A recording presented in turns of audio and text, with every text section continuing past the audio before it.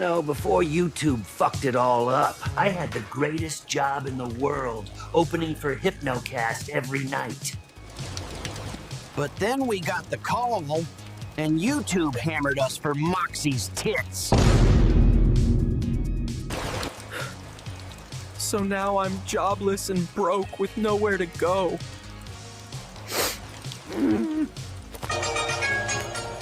Your phone ringing. Oh, Your the phone is ringing. ringing. Big boy, come pick up your phone. How you know pick up your phone? Your phone. Hello, this is the Gopher. Who is it? Hello, Gopher. The time is now. Hypnocast Season 3 is here, and we want you back. Holy shit, boys, we are back in business. That son of a bitch is gonna scream any minute now. Let the show begin. 10, 9, 8, 7, 6, 5, 4, 3, 2, 1, 0.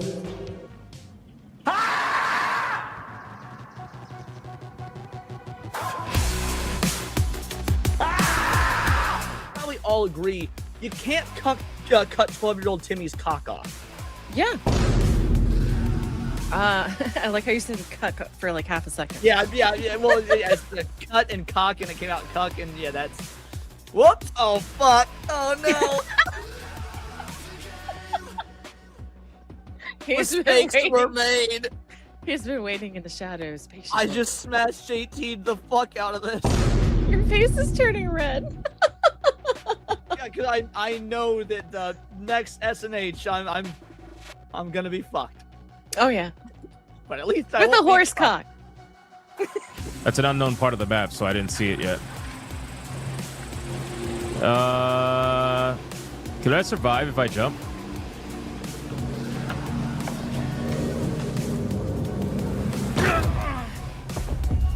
Nope. Nope. Nope. America the greatest country in the world? No. If you were offered a one-way ticket to leave the country, never come back, but it's all expenses paid, would you accept that offer? I don't think that I would leave. I wouldn't leave either. Wow. Oh, I just took it. I did that. I took it with me. Oh shit. Yo. It's always the black people holding everybody else down. Time out. All right. You know what? Yeah, I'm going to bed. I'm tired. Tired of this shit. This communist ass game, whatever. This doesn't want Somebody me to play. else got it. You didn't get it.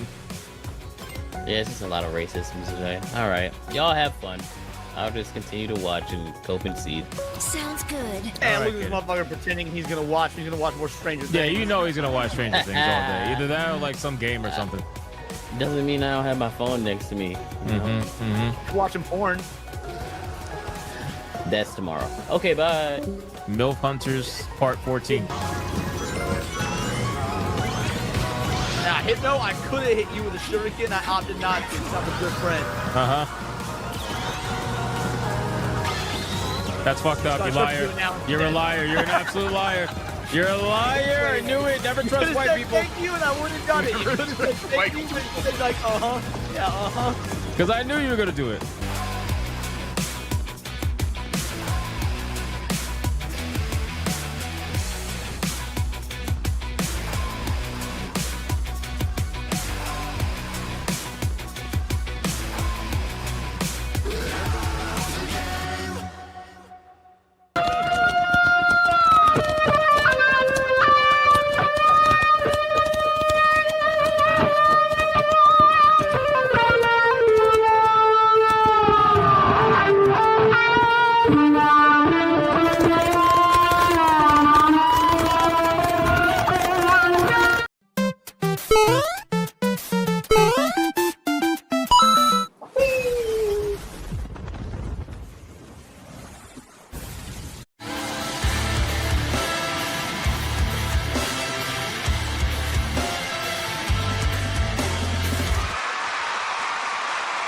Shout out to you guys. Welcome to another episode of Hypnocast. That's right, we are live, boys. We are live, we are live, we are live. We're going to dive down the rabbit hole that is known as the internet. But before you do that, we got to bring it in close. Ladies and gentlemen, let's admit it's probably a little cold out by you. Half the country is frozen right now. So we might as well bring it in and, get ourselves a little bit of a body heat going. So get in here. Come on. I don't dance anymore. No, I don't dance anymore. I'm sorry. Get in here right now. Come on. We got to hug it out. I know most of you are cold. Don't lie to me. Don't lie to me. Let's get some body heat going. Let's get some friction going. Let's rub. Okay, that's getting a little gay. Listen very closely. If you are watching on YouTube, like the stream. Like it now. Now. Do it. If you are watching on Rumble, like the stream. If you are watching on Twitter, like the post. And if you are watching anywhere else right now, you're outside frozen.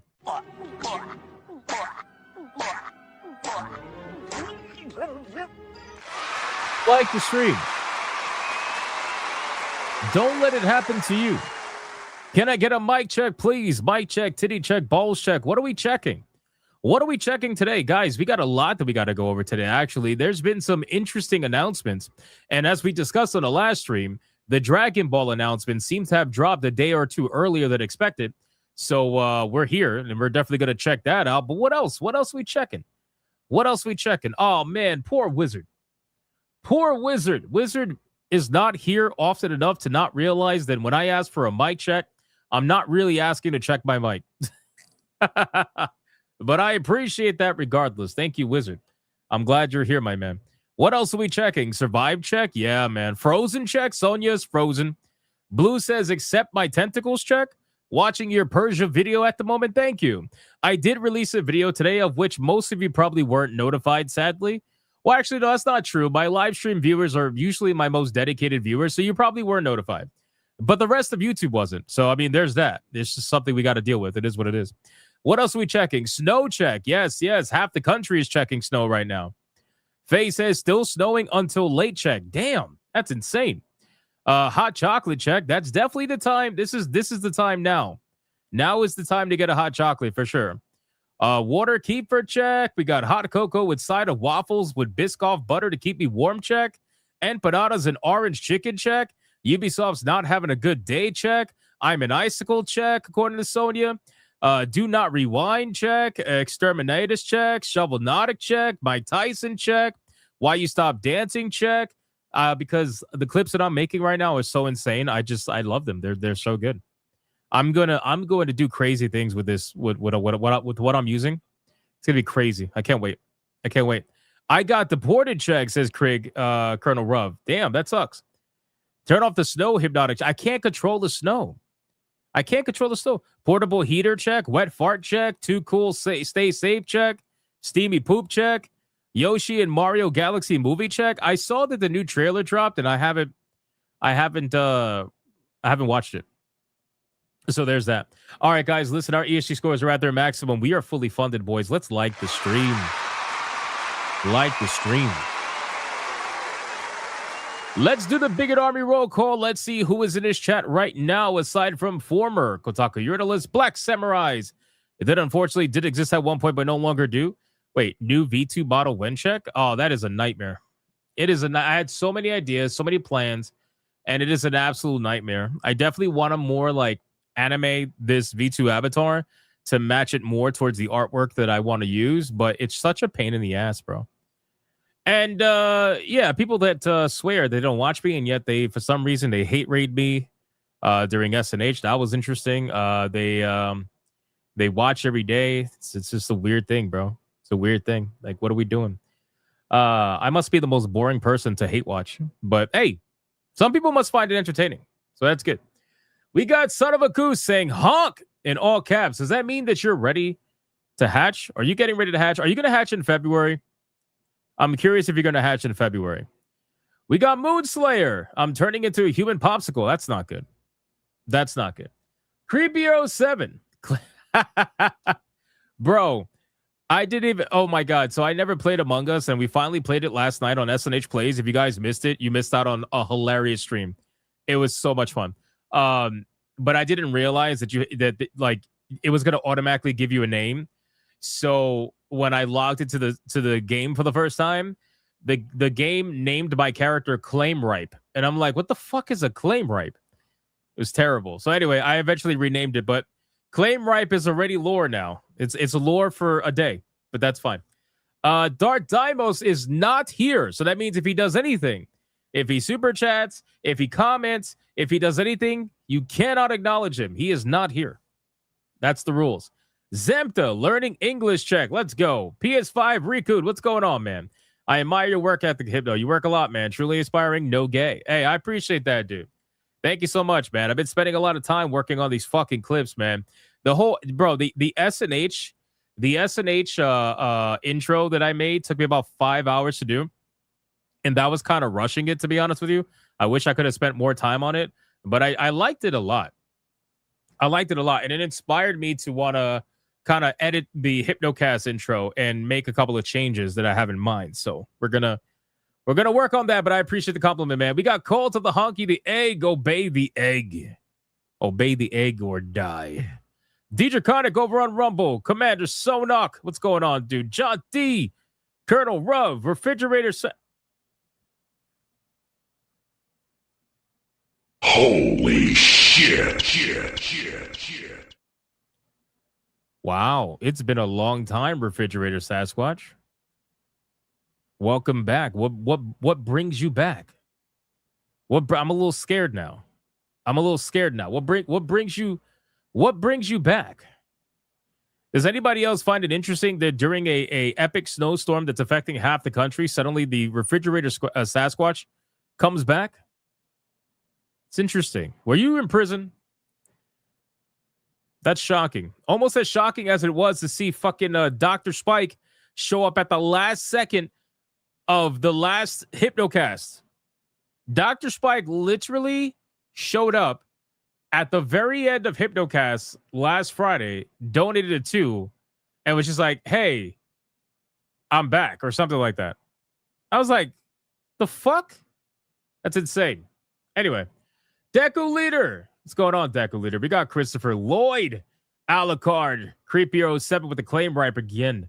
We got Faye again, Ali Kusanagi, Too Cool Curry, Wedge, Seraph, Low KZ420 over on Rumble. We got Sonic and Sibo. We got Light Ferret over on Rumble. We got Oliver Adam, Soul Reaper 2078, Mystic Vegeta, Dark Tenave.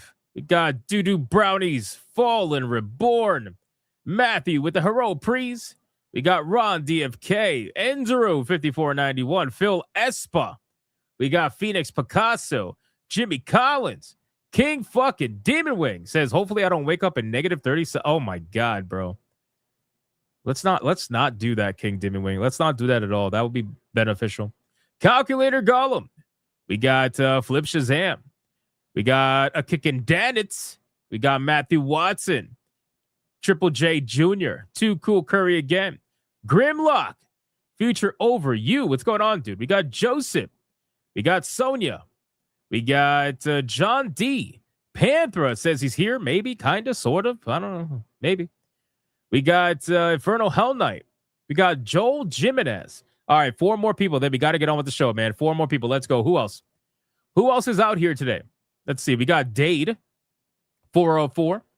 We got Yamato, 85. We got Radio Chip. We got, let me see him scroll down. Deku Leader questioning whether he's here or not. He needs the chat to help him out. We got, let me scroll down. Limitless Andre. Joe Darkness. Gray Soul over on Rumble. Nick Havoc. Dylan B. Nino Luck. What's going on, dude? And last but not least, we got Setsuna Shadow. Blue Octopussy screaming at the top of her lungs. Chaotic Holy. Dark Sis Loco. He says, after 2 months of no playing video games because of heavy workload, I just returned with Cat Quest 2 yesterday, and I'm about to platinum the game. Feels good to be back. Bro, I'm telling you, that game is a hidden gem. That series is a hidden gem. I'm telling you, love that series. I don't care what anybody says. Shinigami Ren. And of course, we got Magni 32. What's going on, buddy? We got, let me scroll down. It's 6 Siege. And we got Valkyria Winter. Shout out to Valkyria Winter and Carl Singh. What's going on, Carl Singh? And Marky fucking X. Don't know how, but I gifted a member. Secret powers. All right, guys, listen. I called out as many people as I possibly could. Let's sacrifice your fellow Bigot Army member before we call out the super chats, and let's see who is going to get the final call out money shot today. Who is it going to be? Starting us off, we got Mr. Melancholy saying booty hole protected by the power of Boa Hancock. No baby oil, no Booty Adams. Walk down the yellow brick road and get your gay Somali lover. That's crazy. We got Soul Reaper, no Jaffe, no Mercanti, no Nintendo. Booty hole protected by Jin Woo Sung. Ultra Ego Vegeta. Combo breaker against Uno Reverse times 5. 1, 2, 3, 4, 5. Bro, what the fuck is this? Holy shit. What the fuck is this? Are you this greedy that you have a bucket? You have a fucking bucket? You have a bucket? So you want a bucket? Oh my God, bro. Are you that greedy? Holy shit. King Demon Wing says at least it wasn't food. I guess. Wait, but what if he got food in that bucket? What if he has a bucket of food?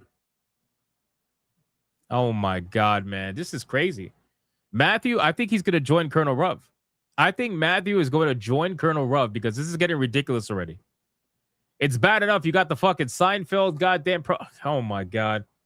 Congratulations, Matthew. You are the recipient of the money shot today.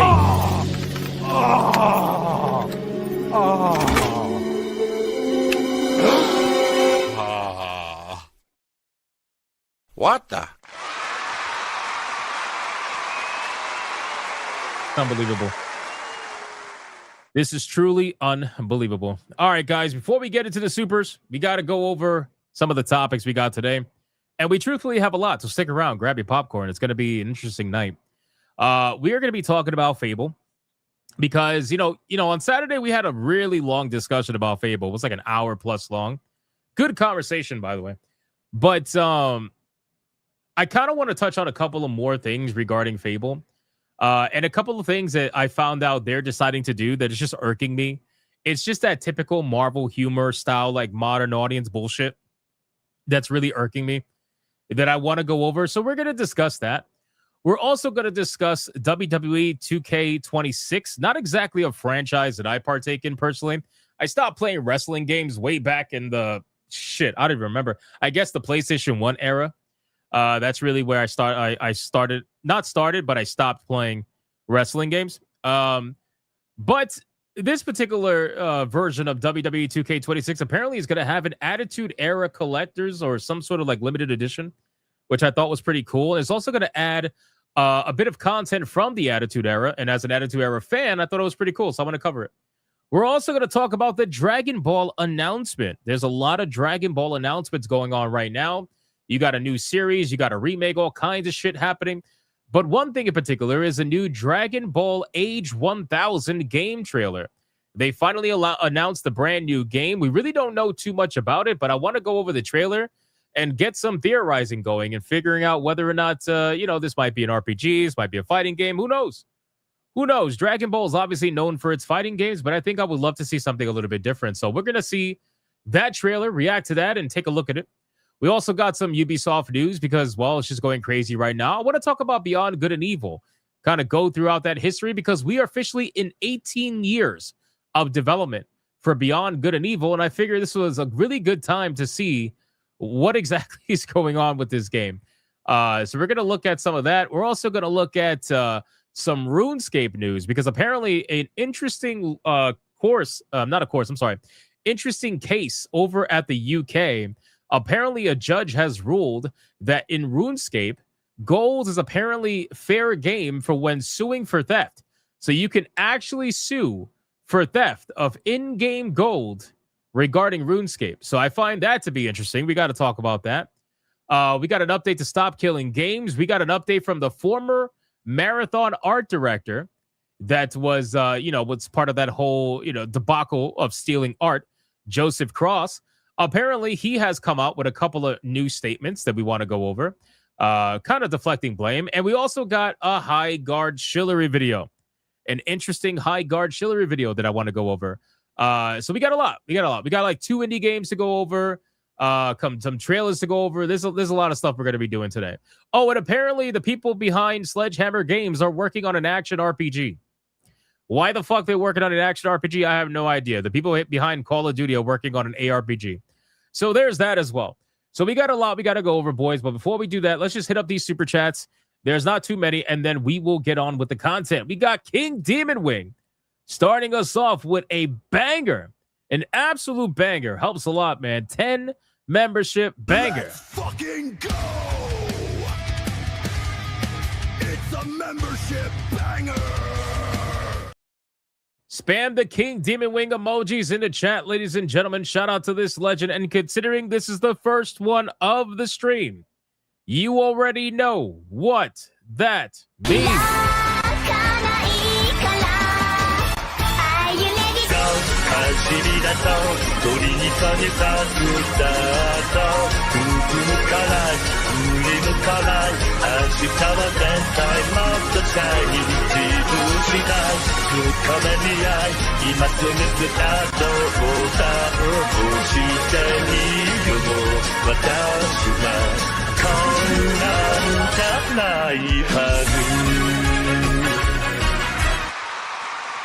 Shout out to the legend. To the legend, King Demon Wing. Much appreciated. Very helpful. Thank you so much, my man. As we're trying to get to 546 tier 1s in a row and 238 tier 2s in a row. So I appreciate that, my man. That starts us off pretty strong. Then we got Mr. Melancholy with a 149 super sticker. Thank you, Mr. Melancholy. I appreciate that, brother. We got Gray Soul with a 2.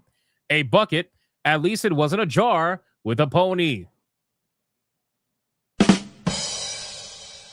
Well, that's awkward. And then we got Raptor Kratos with a 5. Wait, Hypno, you never played SmackDown? Shut your mouth. SmackDown, Here Comes the Pain. SmackDown versus Raw. The hell, man. Nope. I only played, what was the one with Stone Cold Steve Austin on the PlayStation 1? I forgot that one. I forgot the name. It's been so many years, but that's the one. That's the one I remember playing such a long time ago. I was more of a consumer of the actual wrestling than playing the actual video game. I'm telling you, I was into like RPGs and shit.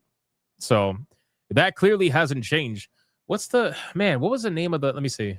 I'll look it up right now. PlayStation 1 wrestling game. Let me see. Warzone. WWF Warzone. That was the shit. That was the name of the game. That was the last one that I remember playing off the top of my head. WWE Warzone. Remember that one? That was a good one. That's the one with Stone Cold was on the cover, where they had his. Hold on, let me see if I can get a picture. Fuck. Can I? Let me see. I don't know if this is gonna work. Let me see.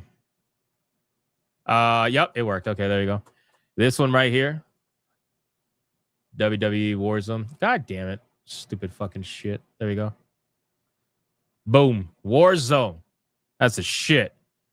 Bro, this was so good. I fucking love this game. I love this game. I sincerely like begged my parents to buy this shit just because it had Stone Cold on it. But this shit was awesome. So good. Awesome game. All right, that was it for YouTube. Let's go over to Rumble. We got Draconic with a membership over on Rumble. Thank you, Draconic. Always holding it down. I appreciate that. You have people saying that they still have their copy of Warzone. Dude, I wish I did. I wish I did. I don't, unfortunately. Sadly. We got Valkyria Winter with 10 months. I was addicted to the hokey pokey, but I turned myself around. R.I.P. Bob, but I still has his wife, so Skull. That's crazy. That is insane. I'm not surprised. Thank you for 10 months, though, Valkyria Winter. That's legendary. And then last but not least on YouTube, we got Ron DFK with a 2. I have hundreds of hours in WWF No Mercy on Nintendo 64. Now that I think about it, I might have played No Mercy, but I didn't own it. I think a friend of mine probably had it. I distinctly remember that name in the N64, but I could be wrong. I know for 100% fact I played Warzone, obviously, but like No Mercy, I don't think I owned it. I might have played it though. And then Rapid Kratos with a 2. So you didn't know Mercy on the N64? Sad, bro. I like the games that I like. Leave me the fuck alone. God damn it. It's not like we were rich back then. Couldn't fucking buy a ton of games. Sadness. No Mercy was peak. I will take your word for it. I'll take your word for it. Justice for Bob. No, Bob could stay dead. Deadeye's Lock with $1. How does DSP felt illegal immigrants in his space? By using his signature pin move. 1-2, deported. Damn, that's crazy. That's insane. But I appreciate that. Games back then were cheap. I wouldn't know. My parents were buying it. All right, boys. Listen, we got a lot that we got to get into. Thank you so much for the pre-stream legends. I greatly appreciate it as we are working our way to 546 tier 1s in a row and 238 tier 2s in a row. If we get lucky, I would greatly appreciate it. Oh, Old Man Cat snuck one last one in on Rumble for $1. Hauling wooden with the wife and daughter is fun. I hold one handle of the bag and they hold the other and bitch about it being heavy. Yeah, that's pretty accurate, I would say. Sounds about accurate. All right, let's get into... Let's see. Let's X this out really quick. I'm going to X out the Warzone thing. Let's get into the content. We are just going to start off with the High Guard Shillery video because I think this shit is hilarious. And I feel like we can all use a good laugh to start us off. So shout out to Fran Mirabella. He posted this video over on X and I want to share with you guys today. I wanted to make sure I give him his credit. He says that High Guard's Instagram shared a few snippets of the early impressions from its creator event. The players have said the following. The feel of gunplay is a favorite. Different than battle royales or extraction shooters. None of those things and all of those things. Pretty fun, like battle royales, but constant action. Gonna be super competitive. Fast-paced FPS. Had to learn the game mode. Unsure if anything is quite like it. Feels smooth and familiar. Defense, bro. How are you gonna say that it... And again, this is not his statements. This is the shill statements. But I just wanted to reiterate. How are you going to say that you're unsure if there's anything quite like it, but then you say it feels familiar? So clearly there are things like it out there. But anyway, it is what it is. Defense-based pre-shield breaker thing is fast. The horse is most liked. Never played where the mount was like that. Amazing fun. Best parts of Apex with movement. And gun style, whether 5 minutes or 30 minutes, is constant action. Okay. So we're going to check out this compilation. It's about 1 minute and 30 seconds long. And hey, we're going to see what they have to say. Listen, somebody took great offense to us calling them shills on Saturday Night Hypnosis. So we're going to call them flown out creators that were compensated in some way, shape, or form. That's what we're going to call them. It's a longer statement. They're fucking shills. It is what it is. Anyway. All right, here we go. Let's press play. You just played High Guard. What are your first impressions about the game? My favorite thing right away is the feel of the gunplay. Completely different from any other game I've played in terms of battle royale or extraction shooter. It's kind of none of those things and then all of those things all put together. So far. How the fuck is that even possible? How is that even possible? How is it none of those things and then all of those things put together? Like, do people, are they just reading a script or are they just like kind of throwing it out there and hoping that it makes sense to somebody? You know what I'm saying? Like, what the fuck does that even mean? I'm confused right off the bat. So it's not like an extraction shooter. It's not like a hero shooter, but it's like all those things in one. Hypnotic, they're paid actors. But my point is, if you're a paid actor, surely there must be a little bit of a better script, no? What do you expect from Rooster Teeth employee? Is that who that is? I have no idea who these people are. I was hoping to recognize someone, but we'll see. The game's been pretty fun. I mean, I think it's like battle royales are, but like it's just constant action. I can already tell it's going to be super, super competitive, and I pray for those who are going to be playing this game. Sort of scratching the fast-paced FPS that I've always been like looking for. The game mode at first was... Okay, so you mean to tell me, listen, I'm sure she's a nice girl. You mean to tell me that you've been looking for a fast-paced FPS and there's not a single one out there that's ever come out that's been up to the speed that you're looking for? Are we being serious right now? There's not out of all the Call of Duties, that's CC. Oh, that makes sense. That makes a lot of sense. Okay, I take back the nice girl comment. But you mean to tell me there's not a single fucking FPS that has ever reached the level of speed that this girl needs? Why do I not believe that? Why do I not believe that in the slightest? Why do I feel like that's the biggest lie I've ever heard? Anyway. The game mode at first was something that I definitely had to learn to get used to. But now that I'm kind of in it with my trio and we understand the process of like what to do, where to go, how to fight, there's some moments that we definitely were able to make together as a team. I don't know if there's anything quite like it, to be honest. It's a different kind of game that I've never played before, and I really, really enjoy the fight mechanics. Mechanical aspect of the game feels great. Everything feels really smooth, and again, something very familiar to me. I don't really like tack shooters and the fact that the round takes so long to start, and then you have to wait, and then if you're dead you have to wait more. Where this one, it's very like defense phase is fast, the pre-shield breaker thing is fast, like everything just feels like a nice flow. The horse is what I like the most. It's kind of weird to say out of everything, but like I never played a game where a mount in this manner was like that, I would say. The game is amazing. It's fun. It gives me a reminder of the best parts of Apex with like the movement, the gun style, all that stuff. Hypnotic is all about the PvP. It is constant action. It is, whether it's a 5-minute game or a 30-minute game, it is constant action, and I love it. Okay. Okay. So listen. Could they be telling the truth? Maybe, right? Potentially, they could be telling the truth. What are the chances that they're telling the truth? Or what are the chances that they are overhyping their actual feelings? Right? Probably very high. Like very high. Like extremely high. What they basically did was they promoted this game, showed nothing but pure excitement for this game, but then said absolutely nothing about the game. And I don't know if that's because they couldn't say anything about the game outside of like small things that they were allowed to say. Like obviously the horse being one of them and whatnot.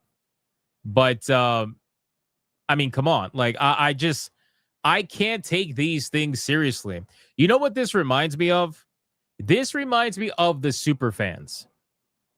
Remember that whole bullshit? Actually, you know what? Let me bring that up just for I don't even know if that exists anymore because I think they deleted it. So I got to go through somebody else. Let me see. Let me see if I can find it. So what I'm referencing is the Lord of the yes, here we go. Somebody did upload this. A channel with 59 subscribers uploaded this. This is great. So what I'm referencing is this. I'm referencing the Amazon Lord of the Rings of Power super fans video where they had everybody come in and pretend like they were major fans of Lord of the Rings, and they promoted it in the same exact manner, right? They promoted it in the same like vague manner, but then they tried to hype it up and they swore this was like the greatest thing ever. And then come to find out that pretty much all of them never actually watched the show. One of them, I think the black girl, let me see. I don't know where she's at here. Yeah, her. She didn't even watch the fucking show. She chose to watch Game of Thrones over this show. So whenever I see videos like what we just saw with Highguard, it reminds me of this, where it's so obviously, and again, I'm not saying these people were paid, but there's multiple different ways of being paid, and a lot of these people want to be paid in access versus being actually monetarily paid. Of course, they will want to be monetarily paid if they can, but most of them are not. Most of them are paid in free stuff, being flown out, hotels, free food, swag bags, and obviously the clout that comes with being on the official page of whatever you're, whatever you're shilling for. Anyway. Still excited about it growing up. Like, I was still excited about being an elf or a hobbit and joining in with it, even though I wasn't represented, like, even like my disability or my queerness wasn't represented. It just makes me so happy. It makes my heart warm. With it, even though I wasn't represented, like, even like my disability or There's some. Oh, so this is an edited version of this. Okay, this is gonna be funny. I'll watch this. I will watch this. Hold on. Very cool with prequels in the way that they can make you love the things you already love even more. So the fact that we're going to be seeing things that are potentially going to make us love the Hobbit films and the Lord of the Rings film, and potentially the books as well. potentially the books as well. Bro. I feel like there needs to be a reason for the Wait, this is gold. Hold on. This is fucking gold. I just found this. Bro, look at her face towards the end, right? You know goddamn well this girl is not serious. You know that she is just making this shit up as she goes along. You know what I'm saying? It's so bad. Why even, again, you know what I view these people as? These are useful idiots. That's what they are. They're useful idiots, right? Every company needs useful idiots. And there is plenty of people that are willing to sign up to be a useful idiot. Plenty of people. And this is precisely that. I feel like there needs to be a reason for the rings to be made, right? So obviously with the wars happening, and then like, oh, What was the reason? For within these rings was bound the strength and will to govern each race. Oh no. But they were all of them deceived. Oh no. For another ring was made. In the land of Mordor, in the fires of Mount Doom, Not the Dark lore Lord explanation. Sauron forged in secret a master ring to control all others. And into this ring he poured his cruelty, his malice, and his will to dominate. Yeah, like you can't say like what was the reason for the rings. Meanwhile, it's literally the fucking beginning of the movie. It's like, bro, they explained this to you in the beginning. How could you not know this stuff? All life. One ring to rule them all. do you think we're gonna see another side of Sauron? Yes. Like maybe he falls in love. Like maybe he falls in love, but Are you fucking Maybe there's a kidding me? reason. Every villain's a hero in his own story. Be silent. Keep your phone tongue behind your teeth. People are gonna fall in love with him and be like, I can change him. Oh my God, I'm sick. All right, I'm done. I'm gonna link this video if you guys want to check out the OG channel that did this. I want to make sure they get their credit. They only have 59 subscribers, but they did a good job on that video. So I think the editing's great. The channel's called Lady of Valmar. 59 subs. It's got 58,000 views. That's amazing. Good for them. It's not an official channel that I'm sharing. It's a completely different channel. Anyway, yeah. So the point is, when I see videos like this, that's what I think about. Like, not to go down memory lane, but that's what I think about. I think about the super fans. I think about the useful idiots. I think about the people who these companies need, right? Especially as, let's be honest, guys, right? Like, access journalism is dying, right? In the standard sense, where access journalism is kind of going out the door. And now it's more about access content creation, where content creators now more than ever are trying to utilize their platforms to try to get corporate sponsorships in whatever way that they possibly can. And this is no different. Just look at the room. I mean, if you look at the room that they're in, it's clearly meant to try to house as many content creators as possible, put them in front of a fucking computer, and make them all seem like they're having the greatest time ever. It's basically it. It's a massive paid event. And from what I understand, some of the content creators out there got flown out and was paid for.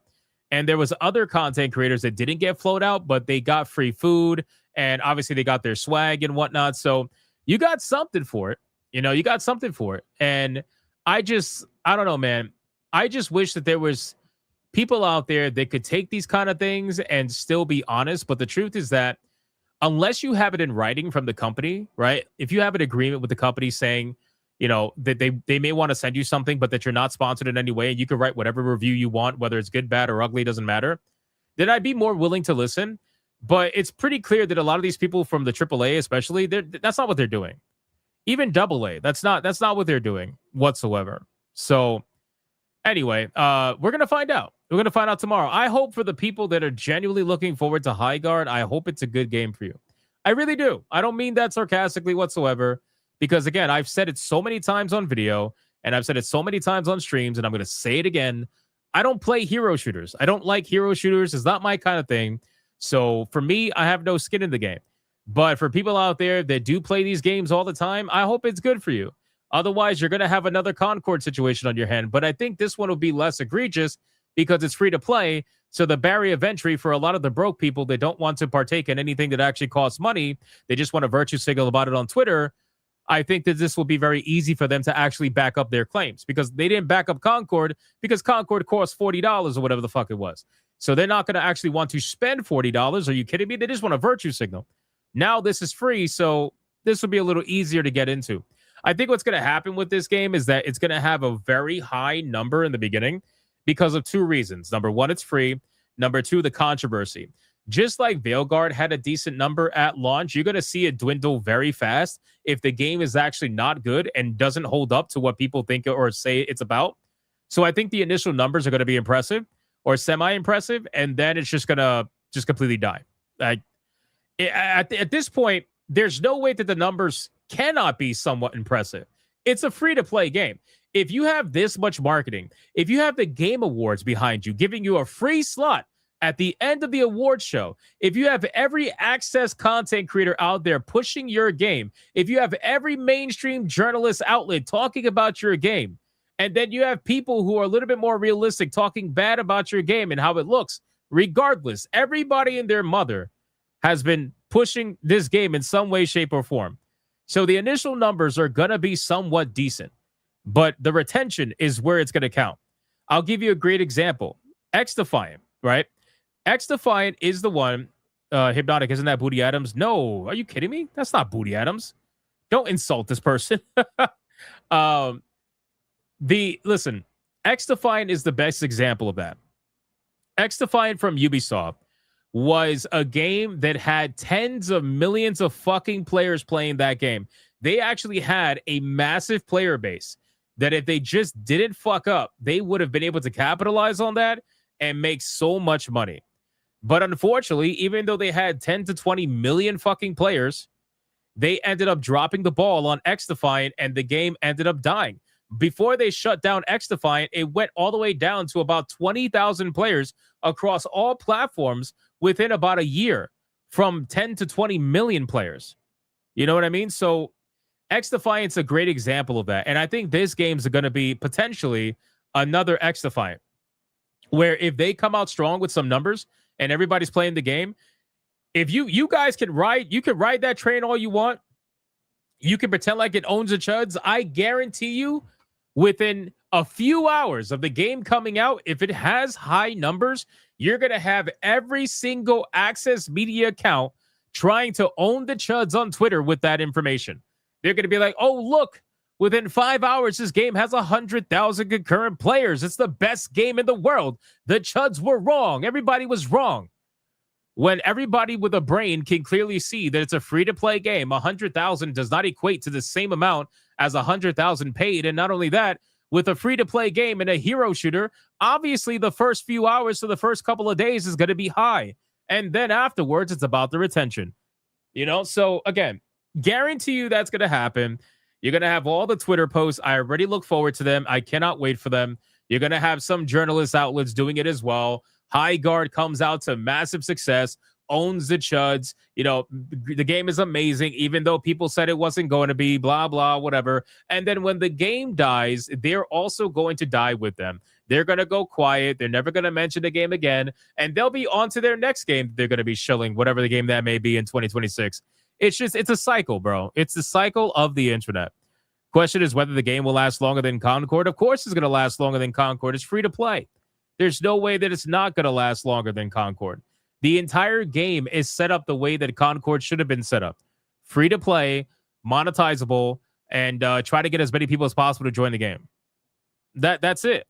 Like Kata said, will they be playing in 2 weeks? I would not be surprised if the game is actually bad to see a drop-off of about 70% in about a week to a week and a half. I would not be surprised. I think that considering we are going into the weekday, which is it's very odd to release a game on a Monday. You know what I mean? Like most people release a game on a Thursday or a Friday. To release it on a Monday is a little bit detrimental to your numbers, but especially free to play. But regardless, I mean, it is what it is. They're releasing on Monday. I'll be curious to see what their weekend numbers would be. I'll be curious to see what they do on Friday and Saturday, with Saturday being the key metric to go based off of. But yeah, I don't know. It's interesting. We'll see.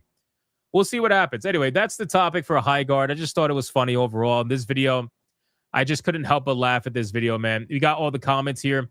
In other words, people who were flown out and paid to go to an event enjoyed the event. Source of information on anyone paid to go to the event. These events are standard. Some deny travel and meal coverage or gift bags. Others don't, and the good ones should properly disclose. They don't. They never, bro. They never. What? That's not going to happen, bro. That is not going to happen. Are you kidding me? Listen, I don't even know if it's probably even allowed to disclose, to be honest with you. In other words, you've watched and read a ton of these same impressions for good and bad games, but it's misinformation to say people were paid to attend. I think it is misinformation to say people were paid to attend. I don't think people were monetarily paid. But the thing is, when people say paid, they say paid in a generic sense, meaning like access pay. So you may not have been paid for the event, but there is a ton of content creators that are out there right now saying that they were indeed flown out to the event. So they accepted them they paid for their ticket. That's technically getting paid in a way, because you didn't have to pay to actually attend. They flew you out. They paid for your ticket. They paid for your flight. So they technically did pay. They paid you money, just not in your pocket. They paid you in your access. But anyway, I get it. If you want to be technical, whatever, it's fine. They definitely paid the larger creators. Yeah, I would imagine they probably paid like the really big creators. Nothing crazy, but they probably paid them a little bit to get them to come over there. But yeah, paid can definitely mean different things for different people. But to say that there are some people that denied the travel and the meal coverage or the gift bags, yeah, I don't believe that. You didn't deny everything. That's what I'm saying. Somebody could have denied the travel, but that's because they lived close and they didn't deny the meal coverage or the gift bags. Somebody could have denied the gift bag, but then took the travel and the meal coverage, although that would be kind of stupid.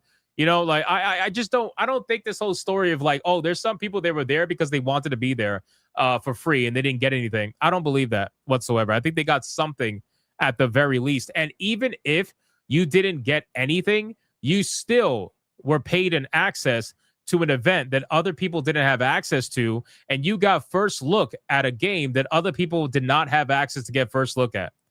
So you're still getting paid in some way, shape, or form. It's just not all monetary. Yeah, exactly, Soul Reaper. If they didn't get paid for anything while at the event, they were paid. Yeah, 100%. So anyway, regardless, it is what it is. And look at this, Jeff. Yo, Jeff, why is Jeff Keighley deep throating this game so hard? Is he financially invested in this? I was having a conversation with the guys. I'm like, bro, is Jeff Keighley like invested in this studio or something? Is this his studio? I'm starting to get a little... I've never seen him push this hard for a game. When was the last game that Jeff Keighley went this crazy for? You know, I don't know. It's just a little bit suspicious. I'm curious what people say. Is the PS5 version coming out tomorrow? Yep. Jeff, what can I preload? Can it live up to the hype? I'm hanging on you, Jeff. Trust you. Why would you trust Jeff Keighley on video game advice? Can someone please remind Jeff how Jurassic Park ended? I can't wait to see this game fail. How much did they pay you again? I hope it's decent as a solo player. Yeah, I don't know, man. I think that this game will definitely have a high initial player count, especially if you're factoring in all platforms, obviously. PlayStation, Xbox, PC. All platforms, I think it's going to have a decent player count, but it's the retention that's going to matter. The retention is really going to matter. The symbol next to his name is the same one as the game. This is the Game Award symbol. This is the Game Award symbol. That's not like, it's a different symbol from the studio. Where's the studio?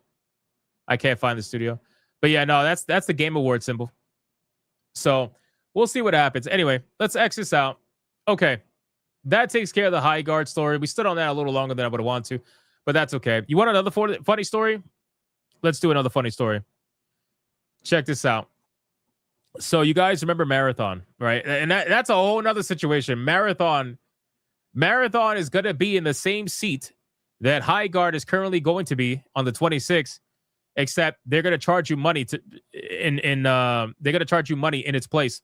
So I'm curious to see how that's going to do in comparison to this game. But anyway, so this story is kind of full circle because the Marathon art director, Joseph Cross, I believe that's his name, right? He got fired recently. Well, I'm sorry. Let me rephrase. He walked away. He walked away from Marathon. Anyway, but obviously it was under his watch that the artwork, the massive artwork scandal that happened with Marathon, happened under his watch. And to combat this, you know, he left the company supposedly, although I believe that he got fired or thrown out or whatever. So he has recently openly come out and said that what I could control, I feel really good about in the face of the pre-release animosity. You can't take that away from me. All great art, commercial art anyways, is doubted, and there's a level of skepticism until there's not. So he's basically trying to defend the art direction that this game ended up taking, because even though he's out of the company right now, the art direction that we are seeing on screen that's going to be in the game when it releases, that's his art direction. That's where he decided to take this game, and that's where Bungie's going to be doubling down on that art direction. So whatever the fuck this is was partially, you know, part of his direction. So former art director Joseph Cross left the studio in December after 6 years, and last Tuesday, he unpacked his thoughts on the online discourse around Marathon in an interview with Mikhail Klementov of Reader Greb. Cross told Klementov that the team felt distinct spells where talk around the game was positive at first and then became negative. Personally, I'm able to compartmentalize a lot of that, he said in the interview. I don't know about that, bro. His face said it all in that live stream. The art is really the most important thing to me here. It's difficult for me to take any of that stuff personally because I believe the art. I believe in the art because I believe in what we've done. I think we did something really cool, and I think it will pan out. He added that he had no say over design or the way the game plays, but what I could control, I feel really good about. You can't take that away from me. As much as the haters try online or wherever, said Cross, and whether someone doesn't happen to like the art direction personally, whether they don't agree with some political thing Bungie did, or whatever the animosity du jour is, you can't take the thing I care about the most away. But oh my God, bro, nobody hates this guy. At least that's not where it came from. Like, it wasn't just one day people woke up and they're like, let's hate the art director of Bungie. You know what I mean? Where it came from was the fact that the art scandal, the art was stolen. And quite frankly, people just didn't like the art. People didn't like the art. That doesn't mean they hated you. That doesn't mean that they were targeting you as like a person or something. They just didn't like the art. People are allowed to not like the art that you put out, right? That's just simply what it is. People are allowed to not like it. And it seems like a lot of people like this tend to take it personally, which I get it, whatever, it's your baby, but still. It's like when you drop the toast and it goes face down. It's like, damn, I wish it could have gone face up when I dropped the toast. It feels like losing a lottery ticket or being in the wrong place at the wrong time. And that stuff never feels personal, you know?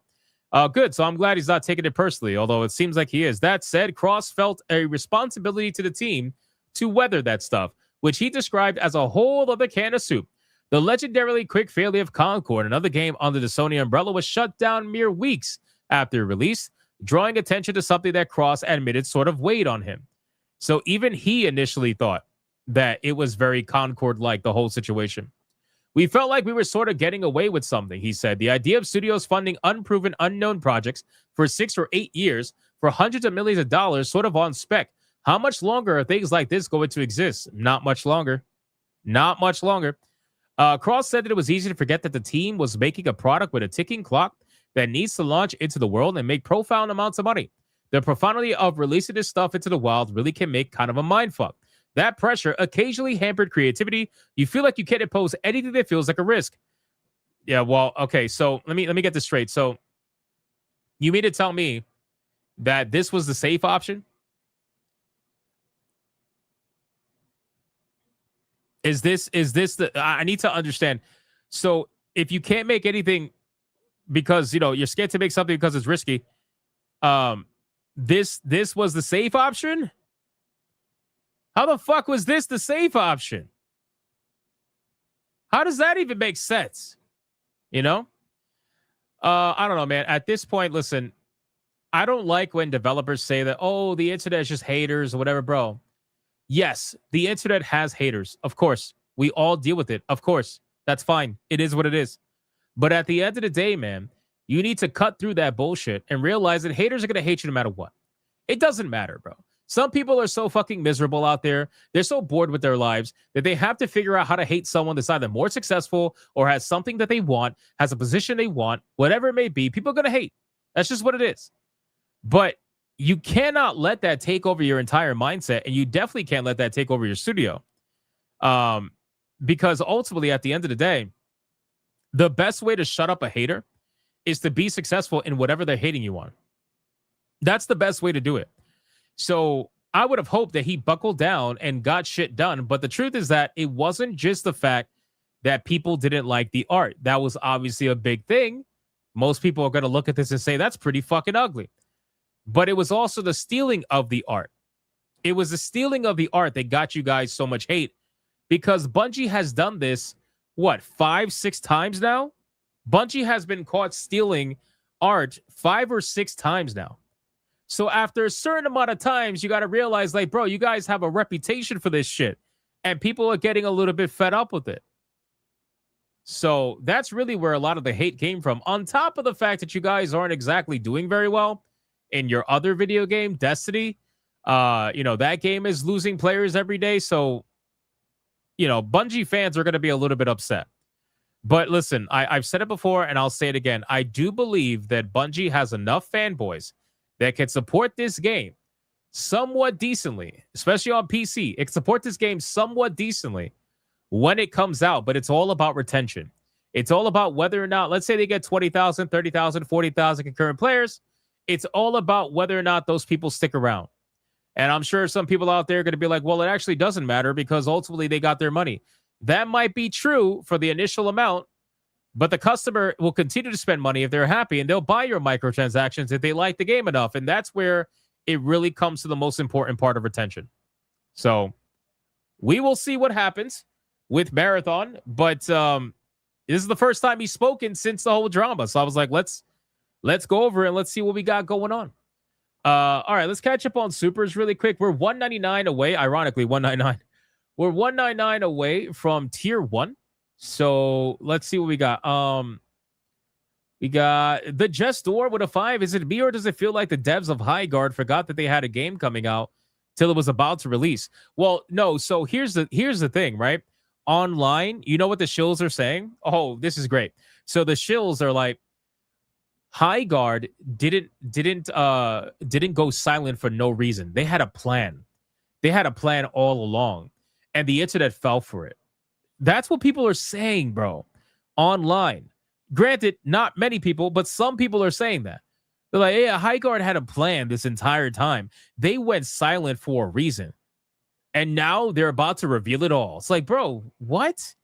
They went silent for a reason. Their game's about to come out in 3 days, and you're just now talking about it after getting the #1 spot at the Game Awards and then saying nothing after that?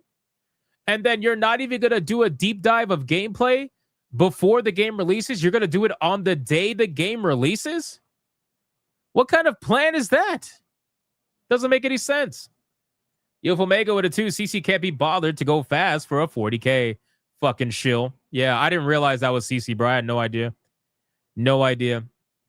Melodic Method with a big $20 banger. Thank you, Melodic. Here we go! Mucha lucha, mucha lucha. It's the way of life. Mucha lucha. He says, gatekeep your hobbies, bigots. I agree. Gatekeep your hobbies as much as you possibly can with your friends. Do what you can. It's definitely necessary. Thank you, Melodic Method. I appreciate that 20, man. That goes a long way. All right, let me X out this story. We're going to get to the next story. Here we go. We got a couple of fast topics. We're just going to hit this one real quick. Stop Killing Games has officially been verified to have, out of the 1.4 million signatures that it actually received, it verified 1.3 million out of the 1.4 million signatures which is well above the minimum to be formally considered by the EU politicians. So that's a pretty big update for Stop Killing Games. Whether or not anything comes from that, we will find out. But I just wanted to share that update because that's pretty huge. I didn't think it was going to be that high. I was thinking it was going to be like 1.1, 1.2, 1.3. That's pretty high. That's almost all of it. So good for them. Let me X that out. This is a crazy story. Speaking of that, we got UK judge that has officially ruled that RuneScape Gold is fair game when suing for theft. At least in this case, where an ex-developer stole $700,000 worth of RuneScape Gold, which is pretty insane. The case involves an ex-employee of RuneScape, developer JagX, who has been accused of hacking 68 player accounts, seizing hundreds of billions of gold pieces, which he then sold outside the game for Bitcoin. JagX argued that the gold was worth over $700,000. You can read the ruling in this admirably lengthy document where Lord Justice Palworld deliberates the heart of the issue, whether gold pieces in the form of wealth in a video game constitute property within the meaning of S.4 of the Theft Act of 1968. The judgment includes both an astonishingly in-depth explanation of what old-school RuneScape is, which he rightly finds the achieving progress in the game can be a time-consuming process, and the conclusion that, yes, stealing a bunch of RuneScape gold and selling it for Bitcoin does indeed count as theft. So that's a pretty big ruling, considering it involves virtual currency. I found that to be really interesting. The argument is that even though RuneScape Gold doesn't hold any value in the actual space, properties should be construed as capable of applying it to anything which can be a matter of normal use of language, be described as capable of being stolen, unless there are good reasons why such a thing should be expected. Because gold is bought and sold both in the game and outside of it, it may clearly be the subject of dishonest dealing. So basically, because they're saying that since it has an outside monetary value, that it could be subject to actual dishonest dealing or theft, which makes it, applicable to this entire case. So pretty interesting case overall. If you guys want to read more about it, by all means, it's on PC Gamer. You can check that out if you want. Let's X that out. We're just getting through these fast topics really quick. Then we're going to get to the next one. The Attitude Era. Okay, so again, we were talking about wrestling. We were talking about wrestling games, right? This is pretty cool. So I haven't played any of the WWE 2K series. I don't know if any of you guys in the chat have played WWE 2K or whatever. But this is interesting. So WWE 2K26 is obviously about to release fairly soon. And they just announced that they're going to have an Attitude Era edition of the WWE 2K26 and shows the cover art, which I'm going to show you in a second. I can't show you the video because it's fucking WWE. They will take this stream down so fucking fast. But they basically showed all Attitude Era clips over on Twitter, and then it ended with the actual box art. I don't know if it's gonna play. Let's see. I try to play at least the end, but it looks like it's not working. I'll get the box art. Don't worry about it. The 2K series is a hit or miss. I haven't played them. I've heard some people say that some of the first ones are pretty good, and then these new ones are kind of like just, recycled garbage. But anyway, the interesting thing is that this is now also going to be coming with 4 game modes, right? Of which 4 extra game modes, of which I believe 3 of them are going to be like Attitude Era based game modes. So you're going to have the Inferno match where the objective is for the opponent to throw the other into flames surrounding the wrestling ring, which was originally introduced in 2008's WWE SmackDown versus Raw 2009. The mode disappeared after its inclusion in WWE 2K14 over a decade ago. They're also bringing back I Quit matches. They're slated to return. Last seen of the aforementioned 2K14. That match type is an anything goes contest where one opponent must make the other say the words I quit into a microphone. That match type first appeared at WWF SmackDown 2 Know Your Role in 2000. It has been removed several times over the years. And 3 Stages of Hell is another returning match type. First appearing in 2001's WWF SmackDown Just Bring It. The unique take on a best of 2 out of 3 contest where each fall has a different stipulation has not been a selectable match since WWE SmackDown versus Raw 2006 and 2005. So the only new match type rumored to be coming to the game is the dumpster match. In that match type, one competitor must put their opponent inside a dumpster and slam the lid, which, I mean, anybody who's watched wrestling, that's there you go. It is what it is. They're just adding old matches. This is new. Well, it hasn't been around for over a decade, so it's new for this game. That's why we're talking about it, because this game's called WWE 2K26. It's not called WWE 2K14. So that's why we're covering, but I appreciate it. There's currently no release date for the game. It's expected to go on pre-order, I believe, on January 30th. Where is it at? January 30th. Pre-orders on January 30th. Now, in terms of the box art, for those of you that may be curious, let me see. WWE 2K26 Attitude Era Edition box art. Let's see if I can show you the box art of curiosity. Here we go. Let's open this.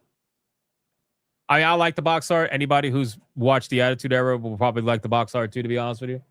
Pretty typical, but that's the box art. Attitude Era Edition. You can see 2K26 with the hardcore label on it. And it's every wrestler that you could imagine. Stone Cold Steve Austin, Kane, Undertaker, Triple H, Shawn Michaels, The Rock.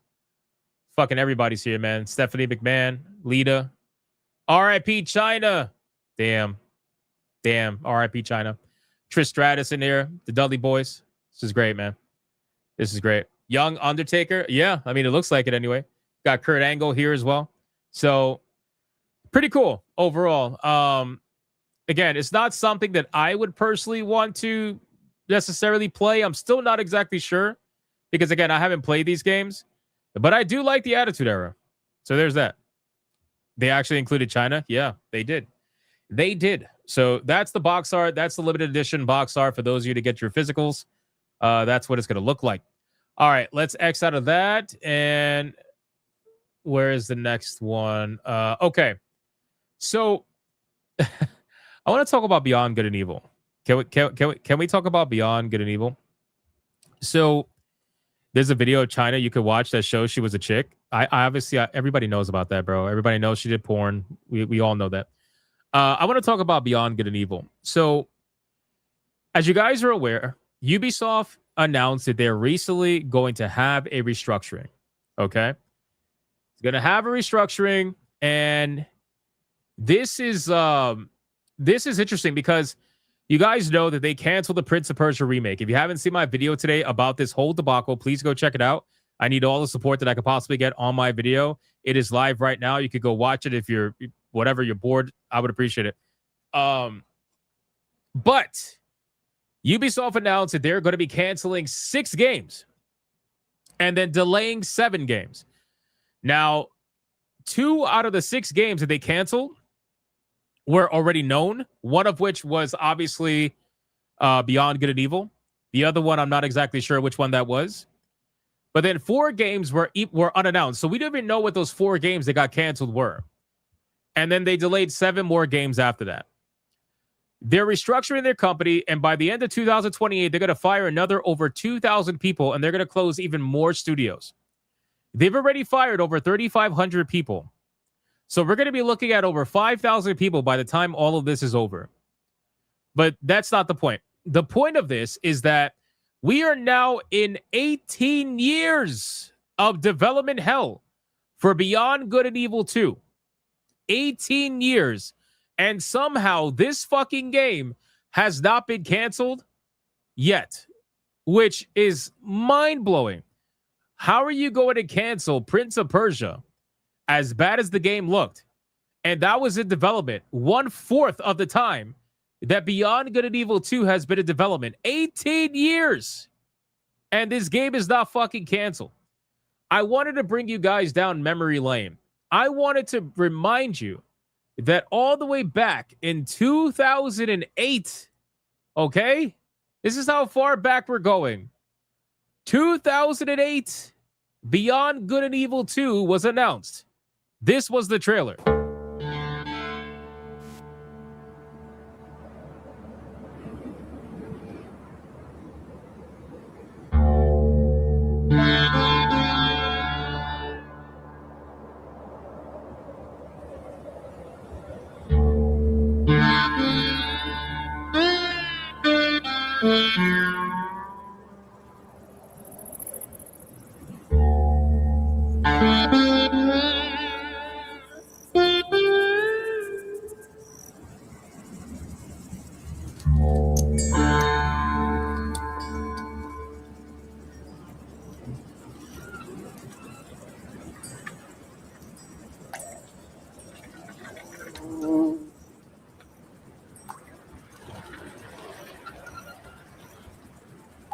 this is how old this announcement is. Think about that. Look how old this game looks, right? Look at the quality of this cinematic trailer. This is obviously pretty decent for its time, but this is how far we have come, where 18 years later, 18 years later, and here we are.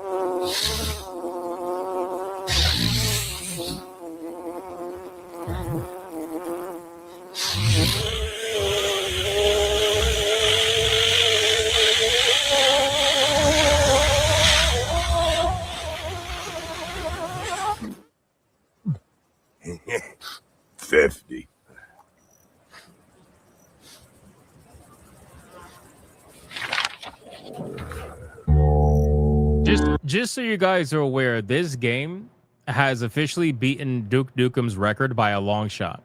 Like, it's not even close. This game didn't just beat the record, it destroyed it by a few years, which is crazy. Duke Nukem Forever, I think, was like a 12-year or something like that development cycle. And this game beat it out by a few years after that, which is crazy. So sign me up for 100 copies. Yeah, okay.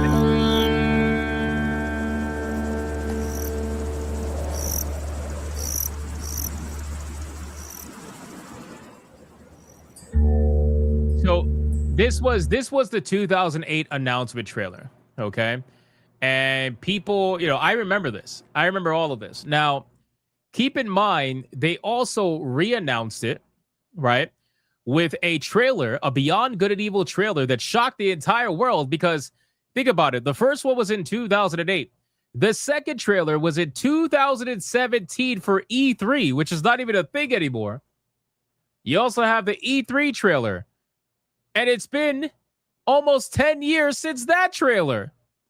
So you had, bro, think about this. Think about this. 2017 from 2008. That's a 9-year difference. And then from 2017 to 2026, that's a 9-year difference. Bro, what kind of so you got to wait 9 years for each new trailer? Is that what we're doing here?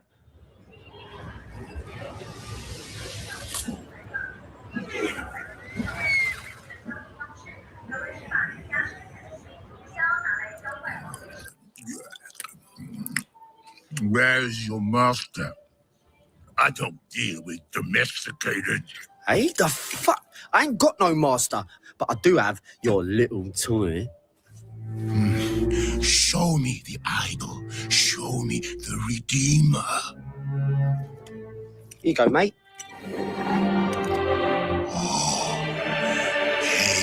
Yo, hand it over. I got a hot date. Don't do late.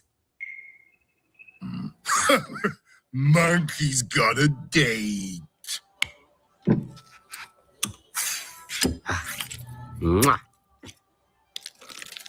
What? What? What? That's Swiss fucking chocolate, pig. Bon appetito.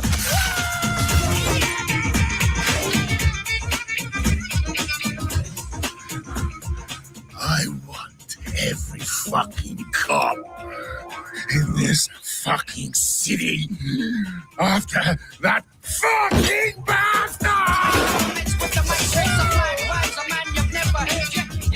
Grab my chassis, Noxie!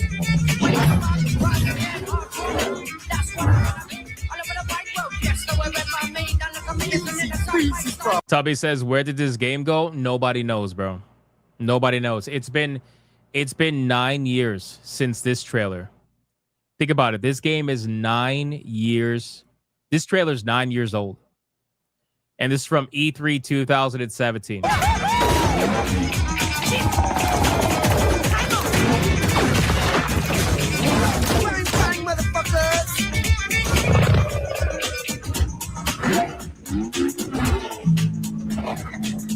Like at this point, I feel like if you're 18 years of development, that shouldn't be. We should have a whole new phrase, because I feel like development hell is unfair to games that are actually in development hell. Like this is past development hell.